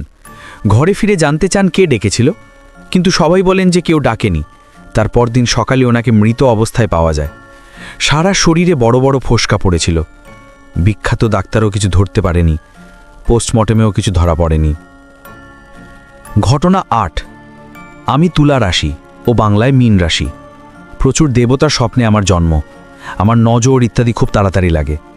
অনিয়ম, নোংরা বা অস্পৃশ্য কিছু সহ্য হয় না। আমি একবার এক মাসির বাড়িতে ঘুরতে গিয়েছিলাম। মা আর বাকিরা গল্প করছিল, আমি একটা অন্ধকার কলতলায় হাত ধুতে চাই। হঠাৎ কেউ যেন স্পষ্ট আমার নাম ধরে ডাকে। আমার আশেপাশে কেউ দাঁড়িয়ে আছে 3 বার, কিন্তু আমি ঘুরে তাকালেও সাড়া দেইনি। ঘুরে ফিরে জানতে চাই কে ডেকেছিল। মা তখনই কিছু বুঝে যান ও আমাকে জড়িয়ে ধরেন। পরে জানতে পারি ওই মাসির শাশুড়ি একবার আমায় দেখতে চায়, কিন্তু উনি হঠাৎ মারা যান। আমরা চেন্নাইতে ছিলাম তখন। ঘটনা 9। চেন্নাইতে আমি আমার মেজো মামার বাড়ির কিছুদিন ছিলাম ছুটিতে। আমার বয়স তখন 7। সেখানে সবার অনেক বড় বড় ছড়ানো উঠোন গাছ ভরা ছিল। আমার মামার বাড়ির পাশের বাড়ির সাথে তার পাশের বাড়ির লোকেরা কি নিয়ে যেন প্রকাণ্ড ঝগড়া, সাউচের সবাই। আর আমিও উঠোনে দাঁড়িয়ে ঝগড়া শুনছি। একটু ভিড় হয়েছিল। হঠাৎ দেখি একটু দূরে একটা ছোট পেয়ারা গাছের নিচে কে যেন দাঁড়িয়ে আছে চুপচাপ, বেশ লম্বা রোগা, কিন্তু যুবক মতো, সাদা ধুতি, গোটা গায়ে শরীর জড়ানো। সে সামনে আসছেও না, নড়ছেও না। আমি ঝগড়া ফেলে ওই দিকেই তাকিয়ে আছি। হঠাৎ মনে হলো সে যেন আমার দিকেই তাকিয়ে আছে। কারণ বডির দিকটা পরিবর্তন হয়েছে, কিন্তু বোঝা যাচ্ছে না। আমি প্রায় 10-15 মিনিট তাকিয়ে রইলাম। স্পষ্ট দেখলাম সেও যেন তাকিয়েছে। ধীরে ধীরে ঝগড়া কমলো, ভিড় কমলো, কিন্তু শেষ পড়ল না। পরোয়া হয়ে উঠলাম। আমি মামাদের চোখ এড়িয়ে ওদিকে এগোলাম, কিন্তু আমি যতই এগোই দেখি সে যেন অস্থির হয়ে সরে যাচ্ছে, কিন্তু ভেসে ভেসে। আমি যতই এগোই সে যেন ভয় পেয়ে ভেসে ভেসে সরে যায়। আমি গাছতলাটা ছাড়িয়ে গেলাম, দেখি সেও পেছনের একটা খোলা জমিতে সরে যাচ্ছে। আমি প্রাচীরের সামনে দাঁড়ালাম। সেও জমির অনেকটা দূরে সরল, কিন্তু মনে হলো সে অস্থির, কিছু একটা বাধা পেয়েছে। হঠাৎ পেছন থেকে মামা ডাকছে। আমি মামাকে বললাম, কিন্তু মামা বলল না, কিছু বকলো আমাকে। আমি আজও জানতে পারি কে বা কি ছিল সেটা। ঘটনা 10। আমি আর আমার মা দিল্লির কোর্টে একটা কাজে গেছিলাম। তখন ছুটি চলছিল, মনেই ছিল না।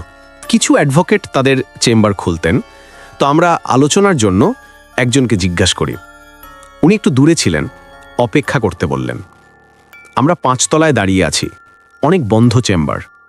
ওখানে আমরা একটা বন্ধ চেম্বারের সামনে দাঁড়িয়েছি। নির্জন, লোক প্রায় নেই। হঠাৎ আমি দেখছি সামনের বন্ধ চেম্বারের দরজাটা যেন ভয়ানকভাবে কেউ ভেতর থেকে টানছে, ধাক্কাচ্ছে।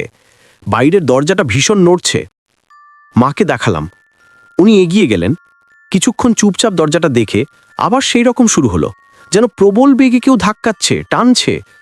মা হঠাৎ দরজার উপর হাত রেখে তালাটা ধরলেন, যেন মনে হলো কেউ বাধা পেল। মা দাঁড়িয়ে রইলেন।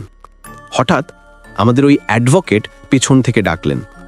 পরে জানতে পারি ওই চেম্বারে একজন সিনিয়র অ্যাডভোকেট হার্ট অ্যাটাকে মারা যান। উনি ভেতরে কাজ করছিলেন। ওনার একজন ক্লায়েন্ট ওনাকে মৃত অবস্থায় পান। শেষ ঘটনা আমি তখন লেখাটা বুঝতে পারি। আমি তখন ভাড়া থাকি, কোনো একটা জায়গার কথা বলছেন তিনি, আমি নাই বললাম সেটা। এবং তারপরে তিনি বলছেন যে বাড়ি থেকে ইউনিভার্সিটিতে অনেকটা দূর। তো একদিন রাত হয়েছিল সেমিনার থেকে ফিরতে। সেখানে থাকতাম, সেটা একটু ভেতর দিকে, লোক কম। আমি বাস থেকে নেমে হেঁটে আসছিলাম অনেকটা। হঠাৎ এসে দেখি বাড়ির রাস্তাটা নেই। আমার এই পাড়াটা খুব গোছানো, কিন্তু একটু সেকেলে। কিন্তু সেই রাস্তাটা দেখলাম আধুনিক এবং আওয়াজ হচ্ছে খুব। তখন রাত 12টা। আমি পিছিয়ে এসে আবার একই দিকে হাঁটলাম, কিন্তু এবার দেখি রাস্তাটা নেই। চারিদিকে শুনশান, পুরনো লেন। হঠাৎ মনে হলো কেউ বা কারা যেন আমাকে ঘিরে ধরেছে। আমি ঘামছি, কিন্তু ভয় পাবো না ঠিক করেছি। মনে হলো একটা অদৃশ্য ভিড় আমাকে ঘিরে ধরেছে। আমি ভোঁ ভোঁ একটা আওয়াজ পাচ্ছি, কিন্তু দমটা চাপা লাগছে। আমি বুঝতে পারছি আমি এগোতে চাইছি, ভিড়টা বিরক্ত হতে হবে। তারা চাইছে না আমি যাই। আমি দেখতে পাচ্ছি তাদের, কিন্তু বুঝতে পারছি না। আমাকে তারা চেপে ধরতে চাইছে, কিন্তু পারছে না। আমাকে ঘিরে ক্রমে আমি চিৎকার করতে চাইছি, কিন্তু পারছি না। আমি হঠাৎ মাকে ডাকলাম মনে মনে, জানি না কতক্ষণ ডাকলাম। হঠাৎ চোখ খুলে দেখি আমি আমার বাড়ির একটা বাড়ির আগে আপেল গাছের নিচে দাঁড়িয়ে আছি। আমি এক দৌড়ে আমার বাড়ির দরজায় পৌঁছে কলিং বেল বাঁচালাম। মা আমাকে দেখি চমকে উঠলেন। আমাকে পাগলের মতো লাগছিল। এরপর থেকে মা আমাকে বাস স্টপে নিয়ে যেতেন রোজ, সেখানে একটা পার্কে অপেক্ষা করতেন। আর ছোট কয়েকটি ঘটনা আছে আমার এই জীবনের, এই বাস্তব তিক্ত ভৌতিক কাহিনী। কেমন লাগলো আপনাদের আমাকে জানাবেন। সবাই ভালো থাকবেন। অগ্রিম ধন্যবাদ সবাইকে। আমাকে জানাবেন আপনাদের কীরকম লেগেছে। আমি শান্তি পাবো। এই ছিল ঘটনা। Thank you very much. আপনি ঘটনাগুলো অনেক ছোট ছোট করে লিখেছেন, এটা একটা নতুন স্টাইল। আমি এই জন্যই পড়লাম এবং আমি জানি না যে কেমন লেগেছে আপনাদের। যদি ভালো লাগে ডেফিনেটলি আপনারা আমাদেরকে জানাবেন যে কেমন লেগেছে। চলে যাচ্ছে আমাদের পরের স্টোরিতে। আশা করি সবাই খুব ভালোভাবে আছেন। তো শুরুতে আমি একটু পরিচয় দিয়ে নিই, কারণ এখানে আমার পরিচয়টা খুবই জরুরি। নার্সিং প্রফেশন নিয়ে এটা ব্যাকগ্রাউন্ড কাহিনীর। আমার নাম হচ্ছে সোহেল, আমার বাড়ি ত্রিপুরাতে, কিন্তু বর্তমানে আমি কলকাতাতে থাকছি। কিন্তু ঘটনাটি যেটা ঘটেছে সেটা হচ্ছে ব্যাঙ্গালোরে, যখন আমি কলেজে পড়তাম। ওটা আমার ফাইনালের একটি ঘটনা। ঘটনাটা আমার সঙ্গে ঘটেনি, ওটা আমার একটা জুনিয়রের সঙ্গে ঘটেছিল, পরপ্রত্যক্ষদর্শীও। তো আমি কথা না বাড়িয়ে গল্পে চলে যাচ্ছি। সালটা হচ্ছে 2018 সেপ্টেম্বর মাসের ঘটনা। ডেটটা নেই, বাট দিনটা শুক্রবার ছিল। তো আমাদের সেপ্টেম্বর দিকে এক্সাম আসছিল, ফাইনালের এক্সাম ছিল। তো আমরা প্রিপারেশন নিচ্ছিলাম, স্টাডি হলিডে ছিল। তো হঠাৎ করে আমাদের কলেজ থেকে আমাদেরকে ডেকে পাঠায়। আমাদের হোস্টেল আর কলেজ পাশাপাশি। তো আর বলে রাখি রাসেল ভাই, আমাদের এখানটায় আমাদের ফাইনালের ব্যাচের মধ্যে আমরা 5 জনই ছেড়েছিলাম। আর এর মধ্যে 2 জন থাকতাম হোস্টেলে, 3 জন থাকতো পিসিতে। তো আমাদেরকে ম্যাক্সিমাম প্রিন্সিপাল অথরিটি যেই আসতেন মিলে আমাদের সঙ্গে কথা বলতেন, আমাদেরকে ডাকাতেন। তো হঠাৎ করে 10টার দিকে কল আসে আমরা যে ম্যামের যেতে, তখন আমরা দুটো বেরিয়ে যাওয়ার পথে নিচে আমাদের জুনিয়রগুলোকে পেলাম। ওরা বলছিল যে তাড়াতাড়ি যান, ও অ্যাঙ্কেলেটে একটু সমস্যা হয়ে গেছে। আমাদের ওই তনিয়ার ছেলেটার নাম বলছিলাম, ওর নামটা বলছি না অবশ্যই। তো ম্যাম ডাকছেন আপনাকে। তো আমরা তাড়াতাড়ি করে গেলাম। যাওয়ার পর ম্যাম আমাদেরকে বলল, দেখো এই স্টুডেন্টটা এই ইয়ারের সমস্যা হচ্ছে, দেখো তুমি তো মুসলিম, তুমি তো জানো তোমাদের কি হয় না হয়, আমরা ঠিক বুঝতে পারছি না, তুমি একটু ওই জুনিয়রকে জিজ্ঞেস করে তোমাদের যা করতে হয় তুমি একটা করে দাও। তো আমি আর আমার রুমমেটের 2 বন্ধু একসঙ্গে গিয়ে ওদের ক্লাসে ঢুকলাম, ঢুকে ওদের সঙ্গে কথা বললাম। তো যার সঙ্গে ঘটনাটা ঘটেছে ওই ছেলেটা তখন ওখানটায় ছিল না। ওকে ওর বন্ধুরা ওখান থেকে বের করে কলেজে গ্রাউন্ড উপরে এনে রেখেছিল একটা রুমে। ওরা 4-5 জন ওর সঙ্গে ছিল। তো ওখানটায় গিয়ে আমরা জানতে পারলাম যে হয়েছিল। ওই ছেলেটা আমাদের সকাল 9:15 কলেজ স্টার্ট হতো। তো 9:15 কলেজে ঢুকে ঠিকঠাক তো 9:20-25 মধ্যে স্যার যিনি থাকতেন ঢুকে যেতেন ক্লাসের মধ্যে। কিন্তু ওই দিন হয়তো 5 মিনিট লেট হচ্ছিল। এর মধ্যে ওই যার সঙ্গে ঘটনা ওই জুনিয়র ছেলে ওর বেঞ্চমেটকে বলল যে দরজার বাইরে জানালার উপর একটা অ্যাপেল রাখা আছে, ওটা নিয়ে আমি খাবো। তো বলল যে ঠাট্টা করছে, ফাইজলামি করছে। তারপর ও গেল, গিয়ে সত্যি সত্যি একটা অ্যাপেল দেখতে পেল ওখানটায়। নিল হাতে নিয়ে, অনেকটা অবাক হলো, কারণ আমরা আসলে ওই যে হাইব্রিড যে অ্যাপেল দেখি অনেক বড় হয়, অ্যাপেল তৈরি করতে অনেকগুলো ওইসবগুলো তৈরি করে না, ওই বড় বড় হাইব্রিড অ্যাপেল ছিল। বাট ও হাইব্রিড অ্যাপেল থেকে ওই খানিকটা বড় ছিল। তো ও একটু ইতস্ত বোধ করে, তাও নিয়ে দেয়, ওকে দিয়ে দেয়। ও জিজ্ঞেস করে তুই কি করে জানলি এরকম ছিল, আমরা কেউ দেখতে পারিনি। ওকে ও বললো ওটা আমাকে বন্ধু দিয়েছে খাবার জন্য। তো ব্যাস ওর হাতেও দিয়ে দিয়েছে। ওতে বললো আমাকে খাওয়াস, ও বললো না ওটা তুই খেতে পারবি না, ও এমনটা বলল। তারপর ওটাকে পুরো একা নিজে হাতে নিয়ে, আমরা যদি 3টে বাইট নিয়ে যতটা শেষ করতে পারবো, ও প্রথম বাইটে ওটা শেষ করে দিল। তা দেখে ওর সঙ্গে ছেলে একটু ঘাবড়ে গেছিল। ও বলছিল কি রে, কিভাবে খাচ্ছিস তুই, কি রাক্ষস হয়েছে নাকি, এমনটা বলছিল। ওর ওটা খেয়ে তারপর ওর কাছে জল চাইলো, তারা জল দিল। এরই মধ্যে ম্যাম ঢুকে দিলেন ক্লাসে, ম্যাম ছিলেন। তো ওর মধ্যে সবাই ম্যামের সিটে, ও এর মধ্যে বিড়বিড় করে কি বলছে, আর ওকে ম্যাম ডাকছেন বাট ও রেসপন্স করছে না। তো ম্যাম ওর সামনে গিয়ে দাঁড়ালেন, ওর ন্যাচারালি কি হয়েছে বলে জিজ্ঞেস করেন, ও কিছু বলছে না, ও জাস্ট এমনিতেই বিড়বিড় করে বলছে। তো ম্যাম বেরিয়ে গেলেন। ম্যাম বেরিয়ে গিয়ে প্রিন্সিপাল ম্যামকে খবর দিলেন। প্রিন্সিপাল ওখানটা আসলেন, এসে দেখলেন যে ও বসে গেছে। ও ম্যামকে দেখে বলছে আমি মিষ্টি খাবো। আমি কথাটা বাংলায় বলছি, বাট আমাদের ওখানটা সবাই জানেন Bangalore local language Canada language. তো ওখানটা আমাদের টিচারের সাথে ম্যাক্সিমাম ইংলিশে কথা হতো, কারণ আমরা কানাডা ল্যাঙ্গুয়েজ খুব ভালো বলতে পারতাম না। তো ইংলিশে বলতে তো মেনলি কলেজে তো ইংলিশেই কথা হচ্ছিলো, বাট আমি বাংলায় বলছি। তো তেমন হচ্ছিলো। ওর বন্ধুরা যেভাবে আমাকে বললো যে ও ম্যামকে দেখে বললো আমি মিষ্টি খাবো, ও মিষ্টি খেতে ইচ্ছা করছে। তারপর ম্যাম নিজে ওখান থেকে 50 টাকা দিয়ে রুমের বেঞ্জামে পাঠালেন, বললে 4টে মিষ্টি নিয়ে আসো। তো ব্যাঙ্গালোরে সেরকম ভালো মিষ্টি পাওয়া যায় না, সবাই জানেন যে রসগোল্লায় কিছু পাবেন না তখন, এগুলো পাওয়া যায় যেমন নর্মাল সুইট পাওয়া যায়। ওগুলো আনলো, ও খেলো। বলতে এই জল খেলো, জল থ্যাংক ইউ বললো। তারপরে বসে কোরআন তেলাওয়াত শুরু করলো। তো ও ছেলেটা ভালো নামাজ পড়তো, ওই ঠিক মতো টাইম মতো এই ভালোভাবে পড়াশোনা করতো, সব ঠিকঠাক ছিল ওর। কিন্তু মানে ওই এত ভালো যে মানে ওই কোরআন তেলাওয়াত করতে পারে তা আমাদের জানা ছিল না। ওখানটা থাকলে ভাই জানেন যে সবাই জানে কে কীরকম ছেলে, ব্যবহার কীরকম, কে কী জানে, তো ওরটা জানা ছিল না। তো তা দেখে ম্যাম একটু ঘাবড়েলেন। তো তারপরে ম্যাম ওদেরকে খবর দিলেন। তারপরে আমরা ওখানটায় গেলাম। তারপর গিয়ে আমরা ওদের সঙ্গে জানতে পারলাম, তারপর ওরা ওই অ্যাপেলটা নিয়ে একটা ডাস্টবিনে ফেলে দিয়েছিল। তো আমরা যতক্ষণে গিয়েছিলাম তার মধ্যে ওর বন্ধুরা ওর সঙ্গে কথা বলছিল, যারা ছিল। মেয়েরা তো তখন ঘাবড়ে একদম শেষ, তো ছেলেরাই কথা বলছিল মেনলি। তো ওর সঙ্গে কি বলতে বলছিল ওর বন্ধুদেরকে, তো আর কি যাবি আমার সঙ্গে আমাদের বাড়িতে? তো ওর বন্ধু বলে, হ্যাঁ এবার ছুটিতে বাড়িতে গেলে অবশ্যই তোর বাড়িতে যাবো না কেন, বেড়াতে যাবো নিশ্চয়ই। বলে, না না আমি ওখানটা কথা আমার বাড়ি বলছি, যাবি তোরা, নিয়ে যাবো তোদেরকে, সন্ধ্যাবেলা আসবি এরকম বলছিল। তো ওরা বললো কি বলছে, কি মাথা খারাপ হয়েছে না, আই ভাবছিল। তারপর ওরা ওকে ক্লাসে ভয় পাচ্ছিল বলে নিচে নিয়ে গেল। তারপর আমাদেরকে ডাকলো, তারপর আমরা ওখান থেকে ওকে নিয়ে গেলাম। আমাদের ওখান থেকে মসজিদটা হেঁটে গেলে দূর নয়, খুবই কাজ ছিল। তো আমরা ওখানটায় গেলাম। দিনটা শুক্রবার ছিল, আগেই বলেছি। তো আমরা ভেবেছিলাম যে ইমাম সাহেবকে পেয়ে যাব, কিন্তু পাইনি। ওখান থেকে দেখি শুধু আমাদের মুয়াজ্জিন সাহেব আছে। তো যাওয়ার সময় ও যা করে না, তা আমাকে একটু বলি, ও যাচ্ছিল ভালো ভালো, ও বললো যে আমাকে বললো যে সোহেল ভাই দেখো ওরা কি বলছে। আমি কি জানি কি বলছে, ম্যামকে কি বললো আমি যাই না, আমাকে বলছে কোনো মসজিদে নিয়ে যেতে। তা আমরা বললাম, আমি স্নান করি না, এখন কেন যাবো, জুম্মা তো এখন তো বাজে বেলা 10টা, পরে গেলে তো হতো না। তো আমি ওকে বুঝালাম, ঠিক ভাই চল দেখে আসি, মুয়াজ্জিন সাহেব ডেকেছেন তাই যাব। তো মুয়াজ্জিন সাহেব ডেকে বললেন হয়তো সময়ে কিছু খারাপ কিছু লেগেছে বা কিছু হয়েছে ওর। তো উনি যা শুধু একটা পানি পড়া দিয়েছিলেন, বললেন জুম্মার টাইমে যখন আসবে ওকে নিয়ে আসবে, তখন ইমাম সাহেব থাকবে, তখন উনি দেখে বলে যাবে। তো ঠিক আছে, আমরা প্রেটটা করে না ওখানটা বলেছে ও। আমরা বললাম চল, বলে মসজিদে চল, ও রাজি বলে গেল ঠিক আছে। বাট গেটে ঢোকার একটু আগে, ওই জায়গা ঢোকার আগে ও বেহুশ হয়ে গেল ওখানটায়। মসজিদ সাহেব আসলেন, তারপরে আমরা ওকে নিয়ে গিয়ে তারপরে একটু জল খাইয়ে ঠিকঠাক করে তারপর উনি জল দিল ওকে, বেরিয়ে গেলাম ওখান থেকে। তারপরে যে ঘটনা হচ্ছে, আমি যেহেতু ভূত শুনি, তো সবার একটু ওই ভয়টা থাকে, তো সেটা আমারও ছিল। তো আমি কলেজে গিয়ে ওই অ্যাপেলটা কোথায় ফেলেছে আমি ওটা দেখতে চাইলাম। তো আমি গিয়ে দেখি ফেলে তো ওরা যে ডাস্টবিনটা মেরেছে।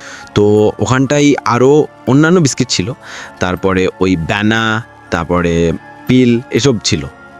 ওগুলো সবগুলো ছিল, ওগুলা সবগুলাতেই পিঁপড়ে ধরে গেছে, কালো পিঁপড়ে ধরেছে। বাট শুধুমাত্র ওই অ্যাপেলটাতেই কোনো পিঁপড়ে ধরেনি। তা আপনি সাধারণত কোনো ওই অ্যাপেল বা কিছু খাবার জিনিস এখন পিঁপড়ে চলে আসবে 5 মিনিটের মধ্যে, তাও গ্যারেন্টি। কিন্তু ওখানটায় ওই অ্যাপেলটার মধ্যে পিঁপড়ে ছিল না। তো আমি একটা কাগজে মুড়ি ওটা নিয়ে এসেছি। তারপর আমি ওর আমাদের ওর গ্রাউন্ড ফ্লোরে থাকতো, আমরা ফার্স্ট ফ্লোরে থাকতাম। তো গ্রাউন্ড ফ্লোরে ওর যে রুমমেট, আমি ওকে কলেজ থেকে বের করে আনি, যে ওকে রুমে নিয়ে যায় স্নান টান করে, তারপর আমরা ওকে মসজিদে নিয়ে যাব। তো ওরা দুজন একসাথে গেল। তারপর আমি ওকে বললাম যে অ্যাপেলটা আমি তো রুমে রাখছি, আমার রুমে নিচ্ছি না, যাওয়ার সময় নিয়ে যাব, ইমাম সাহেবকে দেখিয়ে দেবো। তার ভাগ্য ভালো, আমি ওই অ্যাপেলটার একটা ভিডিও করে এসেছি, ওদের রুমে রেখে একটা ভিডিও করেছি আমার বন্ধুদের দেখানোর জন্য। এই আমার রুমের জয় ছিল, ক্লাসমেট যারা ছিল সবাই ছিল না, ওদের দেখানোর জন্য ভিডিও করেছিলাম, সেটা আমি আপনাকে সেন্ড করে দেবো। তো ওরা একসাথে রুমে গেল, আমি অ্যাপেলটা রাখলাম, আমি বেরিয়ে আসলাম। আমি ওকে বললাম যে একটু নজরটা দে, ওকে নজরে রাখবি, তারপর ওকে তোর সঙ্গে রাখবি, এই লাস্টটা ছেড়ে তারপর একসাথে জুম্মা চলে যাব। তো ওরা দুজন, তারপর আমি উপরে চলে গেলাম। তারপর আমি যখন নিচে নেমে আসলাম জুম্মা পড়ে, জুম্মা যাওয়া বলে, তখন আমি ওদেরকে ডাকলাম। তো ও বলছে যে সোহেল ভাই ওর রুমে যে ছিল অ্যাপেলটা খুঁজে পাচ্ছি না, এখানটাই ছিল। আমি বললাম ছিল মানে? তো ও বলল যে দেখো আমি আর ও তো একসাথে রুম থেকে লক করে গেছি, চাবি আমার সঙ্গে ছিল, ও স্নান করে আমার জন্য বাইরে দাঁড়িয়েছিল, আমি এসে রুম খুললাম, কিন্তু রুমে অ্যাপেল নেই। তো তার জন্য তো আমি রীতিমতো মানে ঘাবড়ে গেছিলাম যে আমি কোন বিপদে পড়লাম, আমার জন্য না বাকি সবার জন্য। তো আমি বললাম ভাই ঠিক আছে তাহলে চলো আপাতত যাই, জুম্মার নামাজটা আদায় করি, তারপর ইমাম সাহেবের সঙ্গে কথা বলে দেখা যাক কি হবে। তো ও তো একদম ঠিকঠাক, কোনো বাজে কথা নেই, কোনো উল্টাপাল্টা কথাবার্তা নেই, কিচ্ছু নেই, সব ঠিকঠাক আছে ওর ওখানটায় গেলেও ভালোভাবে নামাজও পড়লো। তো তারপর নামাজ পড়ে আমরা একটু টাইম নিয়ে ইয়ার সঙ্গে কথা বললাম যে এই ঘটনা এই হচ্ছিল। তো উনি একটুখানিক্ষণ দেখলেন, ওকে একটু ফু দিলেন, আর একটু জল পড়া দিলেন, আর একটু তেল পড়া দিলেন, বললেন ওই তেলটা ওকে 3 দিন লাগাতে আর জলটা খেতে। তো আর বললেন যে ও হয়তো কোনো একটা জায়গা দিয়ে এসেছিল বা ক্রস করেছিল, যেখানটায় কোনো খারাপ ছায়া ছিল বা কিছু ছিল, তাই হয়তো ওর ওপর আসর করছিল। বাট মহিউদ্দিন সাহেব যা দিলেন তাতেই অনেকটা শেষ হয়ে গেছে। তো ভাই রাসেল ভাই নয় জানি, বাট যখন আমরা ওকে জিজ্ঞেস করলাম যে মানে কিছু হয়েছিল কি এর আগের দিন, বা ও কোথায় গিয়েছিলি, তো তখন ওর তো ঠিক মনে নেই। ও বলছে ওর ঠিক মনে নেই। ও তো বলছিল যে ওকে নর্মালি কলেজ গিয়েছিল, কলেজ থেকে তারপর জিম গিয়েছিল, অতটুকুই বলল। জিম থেকে চলে গিয়েছিল, ও খেয়ে স্নান করে পড়তে বসেছিল, এতটুকুই। ওর সঙ্গে আরেকটা যে ওর জিম পার্টনার ছিল, ওকে জিজ্ঞেস করলাম, তো ও বলছিল যে ওরা আসার সময় ও এখানটায় মানে ওই যেখানে জিম, তো এখান থেকে কিছুটা জায়গা ছিল, কিন্তু ওখানটা খারাপ জায়গা নয়, মানে ওখানটায় জমিন ছিল, এমনি পড়েছিল, সবাই যাতায়াত করতো, বাট ওখানটায় পেশাব করেছিল। তো ও বলছিল পেশাব করেছিল, এতটুকুই, আর কিছু নয়। তো আমরা সবাই বললাম যে হ্যাঁ ওখানটা কিছু একটা ছিল, ও পেশাব করে রেখে গিয়েছে, তাই ওর উপর আসক করেছে। তো রাসেল ভাই এই ছিল ঘটনা। এই ঘটনাটা খুবই ভৌতিক নয়, তা আমি জানি, জাস্ট একটা এক্সপিরিয়েন্স আপনার সাথে শেয়ার করলাম। অ্যাকচুয়ালি অনেক দিন ধরেই শেয়ার করার ইচ্ছা ছিল, কিন্তু পারিনি। কোনো জানেন না আমাদের এই নার্সিংয়ে তো বর্তমানে হিসাবে বুঝতেই পারছেন এই প্যান্ডেমিকে, তো তার জন্যেই। আর ইনশাল্লাহ যদি কোনো দিন বাংলাদেশে আসি আপনাদের শোতে আসব। আর আমার হসপিটাল একটা ঘটনা আছে, যেটা আমি আগামীতে কোনো একদিন শেয়ার করব, তাও যদি টাইম পাই অবশ্যই শেয়ার করব। ওই ঘটনাটা খুবই, আমি ভৌতিক নয়, আমার কোনো ঘটনাই ভৌতিক নয় বলতে পারি, বাট একটু অস্বাভাবিক। তো রাসেল ভাই ভালো থাকবেন, যদি আমার ভালো লাগে তাহলে শেয়ার করবেন, আর সালাম রইল, দোয়া রইল, ভালো থাকবেন, আল্লাহ হাফেজ। আসসালামু আলাইকুম রাসেল ভাইয়া, আমি গল্পটা পাঠাচ্ছি। আমি আপনার একজন অনেক পুরাতন শ্রোতা, বলতে গেলে ছোটবেলা থেকে ভূত এফএম শুনেই মনে হয় বড় হয়েছি। আর সেখান থেকে আসলে ভূতের ব্যাপারটার প্রতি যদি আগ্রহ কেউ সৃষ্টি করে থাকে, সেটা আসলে আপনার সই। তো আজকে আমি একটা গল্প বা ঘটনা বলছি, আশা করি আপনি এটা প্লে করবেন। তো ঘটনাটা হচ্ছে 1990 সালের দিকে। তখন আমার আম্মার নতুন বিয়ে হয়েছে। আমার দাদি ছিলেন খুব অসুস্থ, আমার আব্বু বিদেশে ছিলেন, এবং চাচারা ছিলেন অনেক ছোট আর কি, ছোট ছোট ছিলেন। কেউ মাদ্রাসায় থাকতেন, কেউ কারো বাসায় থেকে পড়াতেন, তার বিনিময়ে ঘুমাতেন, মানে এরকম আর কি। বাসা খুবই খালি ছিল, দাদাবাড়ি ছিল পুরোই ফাঁকা। তো আমার আম্মা দাদির সাথে একজন চাচি থাকতেন। এই চাচির কিছু বদ অভ্যাস ছিল, যেমন তিনি দুপুরবেলা চুল খোলা রেখে তরকারি তুলতে, আমাদের গ্রামে একটা জায়গা আছে, ক্ষেতের মতো বিশাল বড় ক্ষেত, সেখানে তরকারি তুলতে যেতেন। ওনাকে অনেকবার নিষেধ করা হয়েছে, উনি কারো কথাই শুনতেন না। তো এই চাচির হাজবেন্ড যে ছিল, সে আমাদের জমি দেখাশোনা করতো, বর্গা যেটা বলে আর কি, ওই টাইপের কিছু একটা। তো অনেক আগের ঘটনা, আমি আসলে শুনে শুনে, আমার ফুপুদের থেকে শুনেছি, আম্মু, আমার দাদি, সবার থেকে শুনে শুনে এই ওনার সম্পর্কে একটা ঘটনা আমি পেয়েছি, আমাদের বাড়িতেই, দাদা বাড়িতেই ঘটা। খুবই সত্যি একটা ঘটনা, মানে একদম সবাই স্বীকার করেছে, সবাই বলেছে যে আমরা দেখেছি। তো ঘটনাটা এরকম, একদিন, এটা ছিল রমজান মাসেই ছিল, শীত ছিল তখন, খুব বেশি শীত না, মানে হালকা পাতলা শীত ছিল। আমার দাদি, আম্মা এবং এই চাচি একসাথে ঘুমাতেন।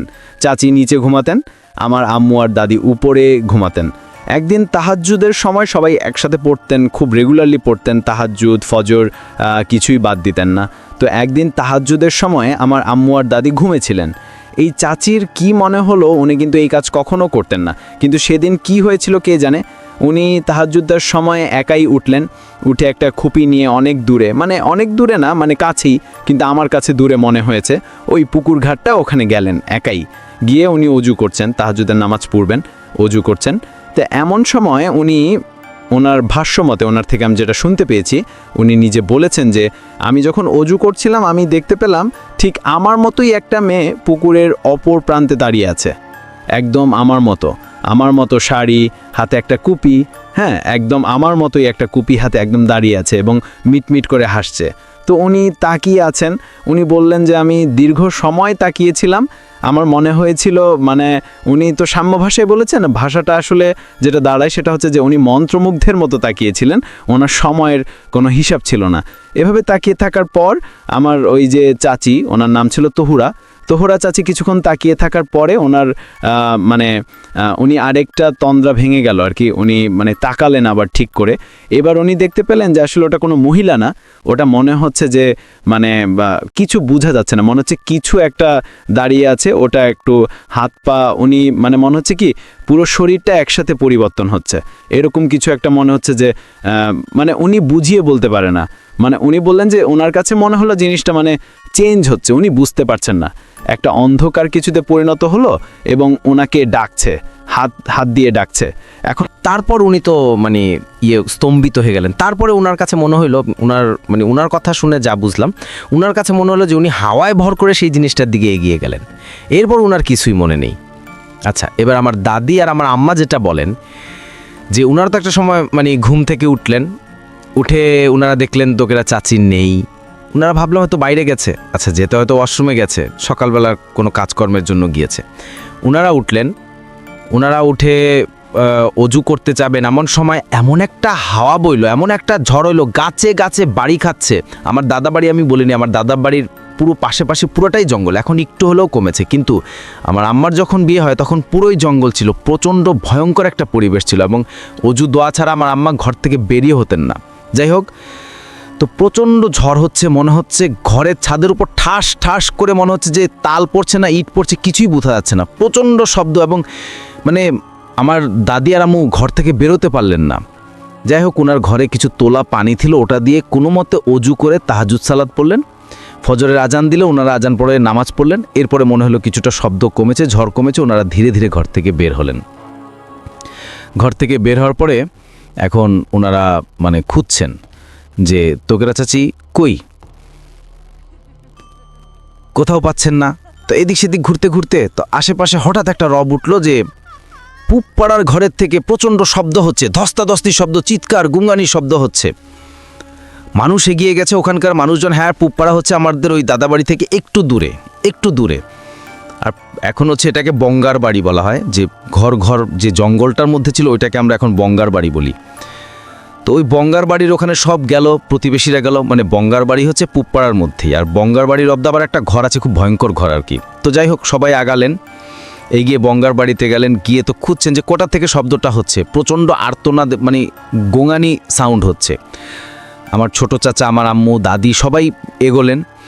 তো ওনারা যেটা নাকি দূর থেকে দেখলেন যে মনে হচ্ছে একটা মানুষকে কেউ মানে একবার ঘরের মধ্যে ডুবাচ্ছে, একবার বের করছে, হ্যাঁ টেনে চুল ধরে টেনে একবার ডুবাচ্ছে, একবার বের করছে দূর থেকে। ওনারা কিন্তু কাছে থেকে দেখেনি আর কি, হ্যাঁ মনে হচ্ছে গায়েবী কিছু ওইটাকে মানে কিছু একটাকে ডুবাচ্ছে, উঠাচ্ছে। তো মহিলারা তো এগুলো এগোলে না, মানে ভয় পেয়ে গেল, যারা পুরুষ ছিল সন্ডা মার্কা তারা এগোলেন। আমার ছোট চাচাও ছিলেন, ছোট চাচাও আমাকে এই ঘটনাটা কিছুটা বলেছিলেন, ওনার যা মনে আছে, যে ওনারা সবাই এগোলেন। তারপরে মানে ওনারা যখন এগোচ্ছেন তখন ওই জিনিসটাকে চুপ করে ঘরের মধ্যে ফেলে দেওয়া হলো। তো ওনারা সবাই এগোলেন, এগিয়ে ঘর থেকে যাই হোক যে জিনিসটা সেটাকে উদ্ধার করলেন, উঠানোর পর যখন ওটাকে মানে এত কাদা ছিল, মানে প্রথমে তো ওনারা বুঝেনি নাই যে এটা কোনো মানুষ, এত কাদা ছিল তোকরা চাচি, সারা গায়ে এত ভারী ছিলেন।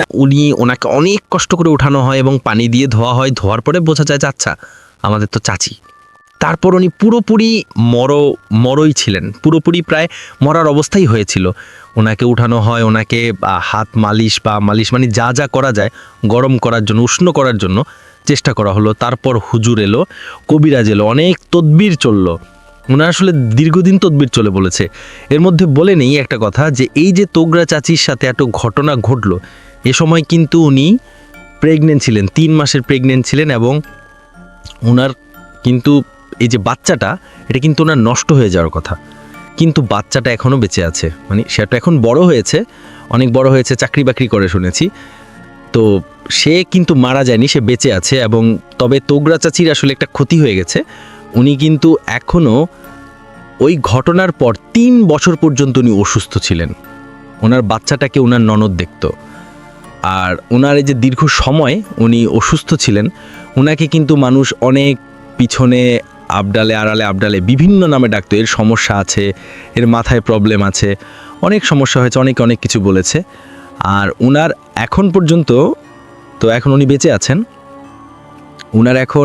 ওনার সাথে কথা বললে যেটা বুঝি যে ওনার আসলে ওই ঘটনাটা যখন উনি মনে করেন, উনি আসলে কোনো অন্য মানে জগতে হারিয়ে যান। উনি মনে হয় যে উনি খুব ভয়ের কোনো জগতে হারিয়ে যান, ওনার মুখ চোখ সম্পূর্ণ পরিবর্তন হয়ে যায়। আর আমার খুব ইচ্ছা ছিল ওনার যে উনি যেটা ঘটনা বলেছে ওটা রেকর্ড করে পাঠানোর, কিন্তু আমরা তো আসলে মানে নোয়াখালীতে থাকি নাই, আমাদের বাবা মা সব নোয়াখালীর, তো লক্ষ্মীপুর আর কি। তো উনার কথা আসলে বোঝা যায় না, একদমই গ্রাম্য ভাষা। তো রাসেল ভাইয়া, আমার খুবই ইচ্ছা যদি কখনো সম্ভব হয় স্টুডিওতে এসে গল্প বলার, আর যদি সেটা সম্ভব না হয় গল্প পাঠাতে থাকবো, আপনি যদি শোতে প্লে করেন অনেক অনেক খুশি হব। আর এটাই বলতে চাই ভাইয়া, আপনি আসলে মানে আমাদের দেশে বা আমি যত রেডিও শো শুনি, আপনি আসলে একটা মেন্টর। যদি ভূতের গল্প শোয়ের কথা বলতে যাই, আপনি একটা পথ খুলে দিয়েছেন, অসাধারণ আপনার প্রচেষ্টা। আপনি ভালো থাকুন ভাইয়া, আর সবসময় আমাদের সঙ্গে থাকবেন, এভাবেই বিভিন্ন শো চালিয়ে যাবেন। থ্যাংক ইউ ভাইয়া। আসসালামু আলাইকুম রাসেল ভাই, আশা করি ভালো আছেন। আপনি সবসময় ভালো দলে ভূত.com-এর সকল লিসেনারকে জানাই শুভেচ্ছা। আমার নাম মোহাম্মদ রাকিব হাসান, সাতি থানা, গৌরীগ্রাম। তো আমার সাথে ঘটে যাওয়া একটা ঘটনা আপনাকে আজ শেয়ার করব। ভালো লাগলে আপনি অডিও ক্লিপটা চালু করবেন। তো ঘটনার একটু আগে বর্ণনা দিয়ে নিই। তো আমার ছোটবেলা থেকে একটা নেশা ছিল, মাছ ধরার নেশা। তো আমি স্কুল পালিয়ে মাছ ধরতে যেতাম। তো মাছ ধরার স্থানটা হলো আমাদের একটা বিল। তো বিলে 10-12টা ডোবা আছে, সেই ডোবা থেকে মাছ ধরা যেত। তো ডোবাগুলো এমনকি স্যালো মেশিন দিয়ে ছিঁচি, তারপরে মাছ ধরা যেত, অনেক মাছ পাওয়া যেত। তো আমি আমার ঘটনায় চলে যাচ্ছি। তো আমার বয়স যখন 15 থেকে 16 বছর, তো আমি ওই সময়ে মানে একদিন মাছ ধরতে যাই। মাছ ধরার যাওয়ার পরে তো আমি মাছ ধরি, সারাদিন মাছ ধরার পরে অনেক মাছ পারি, তারপরে বাড়ি চলে আসি। এমনকি বাড়ি চলে আসার পরে তো খাওয়া দাওয়া করার পরে আমি ঘুমিয়ে পড়ি। তারপরে সকালবেলা যেহেতু প্রতিদিনকার মতোই আমি স্কুলে যাই, তো আমার এক ভাই আমাকে অফার করে যে তুই প্রতিদিন মাছ মেরে দিবি, আমি তোকে 300 টাকা দেবো আর তোকে খাওয়ার জন্য অনেক মাছ দেবো। তো আমি বলি ঠিক আছে, আমি তাহলে যাব। তো আমি মাছ ধরার জন্য স্কুল করে তারপরে চলে যাই বিকালের দিক, মানে 12টা সাড়ে 12টার ওই দিক চলে যাই। যাওয়ার পরে তো আমি সারাদিন মাছ ধরি। মাছ ধরার পরে তো সন্ধ্যার সময় আমি মাছ বাড়িতে নিয়ে আসি। নিয়ে আসার পরে তো আমি যখন আসি, তো আসার পথে তো একটা বাঁশঝাড় পাওয়া যায়, বাঁশঝাড়। তো এখান থেকে মনে হচ্ছিল অনেক একটা সুগন্ধীয় মাংসর বাসনা, মানে মাংসের গন্ধ পাওয়া যাচ্ছে। তো আমি ভাবি হয়তো বাড়িতে পাশের বাড়িতে কেউ মাংস রান্না করছে, তাই এরকম সেন্ট পাওয়া যাচ্ছে বা এরকম বাসনা আসছে। তা আমি কিছু না ভেবে তো তারপরে বাড়ি চলে আসি। বাড়ি চলে আসার পর প্রতিদিনের মতন খাওয়া দাওয়া করে ঘুমিয়ে পড়ি। ঘুমিয়ে পড়ার পর তার পরের দিনও মাছ ধরার কথা ছিল। তো আমাকে সেই ভাইয়া বলে কি যে রাকিব, কাল তো পুষ্করণী সেচতে হবে, তো তোকে রাতে এখানে থেকে তারপর মাছ ধরতে হবে। তো আমি বলি ঠিক আছে ভাই, তাহলে রাতে আমি থাকবো, রাতে থেকে তারপর মাছ ধরবো। যেহেতু আমার মাছ ধরার নেশা অনেক ছিল, তাই আমি কিছু না ভেবে মাছ ধরি। মাছ ধরার পরে তো আমার রাত 1টা-1:30 পর্যন্ত মাছ ধরার পরে ঘুমিয়ে পড়ি। ঘুমিয়ে পড়ার পর প্রথম দিন যাক ভালোই ছিল, বেশি একটা কিছু হয়নি। তারপরের দিন আমরা তো ওইভাবেই মাছ ধরি। রাত প্রায় 3টা পর্যন্ত মাছ ধরার পরে মাছ ধরার যে খাঁচা আছে আর কি, পাশের খাঁচা, আমাদের এই গ্রামের অঞ্চলে খাঁচা বলে। তো এই খাঁচায় আমরা অনেক বড় বড় মাছ মানে পানিতে ঝিয়ে ধুই, মানে যাতে মাছটা না মারা যায়। তো ঝিয়ে ধোয়ার পরে মাছটা ভালো থাকে। তো আমরা যখন ঘুমিয়ে যাই সবাই, তো আমি একটা আওয়াজ শুনতে পাই, খটখট খটখট আওয়াজ, মানে কি যেন ভাঙছে সেরকম আওয়াজ। তো আমি মানে ভাবি যে হয়তো এখানে অনেক মাছ আছে, শিয়াল আসতে পারে। তো আমি ভাবি নাই যে হঠাৎ করে এরকম একটা অলৌকিক ঘটনা ঘটে যাবে আমার সাথে। তো আমি যথারীতি ভাবছি যে হয়তো শিয়াল আসছে, তাই আমি একটু লাইটটা জ্বালিয়ে আবার অফ করে দেই। তো তখন সবাই ঘুমিয়ে পড়ছিল, তখন আমি ঘরের দিকে দেখি নাই কয়টা বাজে। তো আমি আবার ঘুমিয়ে পড়ি। ঘুমিয়ে পড়ার পর তার পরের দিন সকালবেলা হয়ে যাওয়ার পরে তারপর আমরা যে খাঁচায় মাছ রাখছিলাম, একদম বিশ্বাস করেন রাসেল ভাই, তো খাঁচার মুখ যেরকম আমরা বেঁধে রাখছিলাম একদম ওই রকমই আছে, কিন্তু খাঁচার মধ্যে একটাও মাছ নেই। আমরা যত মাছ রাখছিলাম একটাও মাছ নেই, শুধু মাছগুলোর মাথা আছে, শুধু কাটা মাথাগুলো আছে, তাছাড়া আর কিছুই নেই। তা আমরা ভাবি যে হয়তো কেউ এটা শয়তানি করে করছে বা আমাদের সাথে শত্রুতাই করে করছে। তো আমরা কিছু ভাবি না। আমরা যথারীতি মানে এটা নিয়ে আর মাথা ঘামাই না, যেহেতু ওইখানে অনেক অল্প মাছ ছিল, সেই জন্য আমরা কিছু ভাবি না। তো তারপরের দিন আমরা প্রায় রাত 2:30 পর্যন্ত মাছ ধরার পরে ঘুমিয়ে যাই। ঘুমিয়ে যাওয়ার পরে তো আবার রাত্রে একটা শব্দ শুনতে পাই, কর্ম শব্দ। তো আমি ভাবছি যে হয়তো শিয়াল আসছে, সেজন্য এরকম শব্দ হচ্ছে। তো আমি যথারীতি ঘুমিয়ে যাই। সকালবেলা ঠিক আগের দিন যে এরকম দেখছিলাম, আজকেও সেই রকম, মানে সকল মাছের মাথা আছে কিন্তু মাছ নাই। খাঁচাটা যে এরকম রাখছিলাম ওই রকমই আছে। তো আমি আমার সেই ভাইকে বলি, ভাই আমি তো রাত্রে এরকম শব্দ শুনছিলাম, তো আজকে রাত্রে যদি এরকম শুনতে পাই তাহলে তোমাদের সবাইকে ডাক দেব। আমরা ওইখানে ঘুমাতাম 4 জন মানুষ, মানে একটা বিলের মধ্যে ফাঁকা জায়গায় 4 জন মানুষ থাকতাম, আর একটা লোকও থাকতো না, মানে শুধু আমরা 4 জন ছাড়া ঘুমাতাম না, তাছাড়া কেউ ঘুমাতো না। তো আমরা এখানে তো আবার তারপরের দিন রাত যেহেতু সন্ধ্যার সময় খাওয়া দাওয়া করে আমরা মাছ ধরি। মাছ ধরার পরে আমরা সেদিন প্রায় রাত 1:30 পর্যন্ত মাছ ধরি। তারপর মাছ ধরার পরে তো আমরা যথারীতি ঘুমিয়ে পড়ি। তো আবার রাত্রে এক শব্দ, সেই কর্মর শব্দ। তো আমি আমার সেই ভাইকে ডাক দেই যে, ভাই দেখো আবার আজকে এরকম শব্দ হচ্ছে, প্রতিদিন আমি এই শব্দ শুনতে পাই। তো বলে যে উঠে চলো দেখি কি। তো আমরা তারপর আস্তে আস্তে উঠে তারপরে যেই ডুবার দিকে যাই, তো দেখি যে একটা আলো, বড় একটা আলো এসে খাঁচার ওপর পড়ে। খাঁচার ওপর পড়ার পরে অটোমেটিকলি মাছগুলো খাঁচার মধ্যে থেকে কোনো মুখ খোলা ছাড়াই বের করে শুধু মাছটুকু ছাড়িয়ে মাথা রেখে খেয়ে ফেলে। মানে বোঝা যায় না, কিন্তু মানে দূর থেকে বোঝা যাচ্ছে যে খাচ্ছে আর কি। মানে একটা কীরকম আলো, আগুন যেরকম লাল সেরকম আলো এসে বোঝা যায় যে মাছগুলো খাচ্ছে। তো আমি আমার সেই ভাইকে বলি যে, ভাই জোরে জোরে লাইট মারবো। তো সে বলে, না লাইট মারার দরকার নাই, তুমি এখানেই থাকো, আমি দেখে আসি ওখানে কি। তো আমি যথারীতি বড় ভাই তার কথা মতো সেখানে বসে থাকি। তো আমি প্রায় 10 মিনিট বসে থাকার পরে 20 মিনিট চলে যায়, 30 মিনিট হয়ে যায়, এভাবে 1 ঘন্টা হওয়ার পরে তারপরে যেহেতু ভাই ফিরে আসছিল না, আমি সামনের দিকে ডোবার দিকে যাই। তো আমি যাওয়ার পরে দেখি যে ভাই অজ্ঞান হয়ে পড়ে আছে ডোবার মধ্যে, মানে মাথার কেদো, মানে কাদা মাটি লেগে আছে অনেক, নাক দিয়ে রক্ত পড়ছে। তো আমি তো ভাইকে মানে জাগানোর চেষ্টা করি, পারি না। সো আমি অনেক ছোট ছিলাম, তো আর 2 জন ছিল, মানে আমরা যেখানে থাকতাম একটা ছোট ঘর, সেইখান থেকে 2 জনকে ডাক দেওয়ার পরে তো 2 জন এসে ধরার পরে তারপর নিয়ে গিয়ে তারপর যেহেতু ঠান্ডা ছিল হাত পা মানে যে ঘষে গরম করার চেষ্টা করি। তারপর সকালে জ্ঞান ফেরার পর আমি ভাইকে জিজ্ঞেস করি যে, ভাই তোমার সাথে কী হয়েছিল? তো বলে যে, আমি যখন ওইখানে যাই তো দেখতে পাই একটা কালো অবয়ব আমার সামনে মাছ দাঁত দিয়ে চিবিয়ে খাচ্ছে। তো আমি জিজ্ঞেস করার পরে সে আমাকে 2 হাত দিয়ে কাদার ওপর একটা জোরে আছাড় মারে। তো আমি তখনই সেন্সলেসে পড়ে যাই, তো আমার কিছুই মনে নাই। তো ভাই ঘটনাটা এখানেই শেষ হলে পারতো, কিন্তু না। তো রাসেল ভাই তারপরে আমরা আবার মাছ ধরা শুরু করি, এটা না ভেবে তারপরে আবার আমরা মাছ ধরা শুরু করি যে কালকে ও একলা গেছিল, আজকে তারপরের দিন আমরা 4 জন যাব। তো তারপরের দিনও ঠিক সে একই শব্দ শুনতে পাই। তো আমরা 4 জন একসাথে উঠার পরে তো আমরা সেই খাঁচার দিকে যাওয়ার পরে তো একটা বড় একটা আলো যখন খাঁচার ওইখানে আসে, তো আসার পরে মাছগুলো আবার এভাবে বের করে যেহেতু খায়, তো আমরা 4 জনই সামনের দিকে এগোনোর পরে তো আমি দেখতে পাই রাসেল ভাই এসে অব্বাটা চোখ দুটো লাল টপটপে, এবং মনে হচ্ছে যে আমাদেরকে চিড়ে খাবে। তো আমরা 4 জন যেহেতু ছিলাম, তো তারপরে সে ভ্যানিশ হয়ে যায় আমাদের সামনে। তো তারপরের দিন আমাদের 4 জনের অনেক জ্বর ছিল। এই ছিল আমার ঘটনা। ভালো লাগলে অডিও ক্লিপটা প্লে করবেন রাসেল ভাই। আসসালামু আলাইকুম .com দীর্ঘজীবী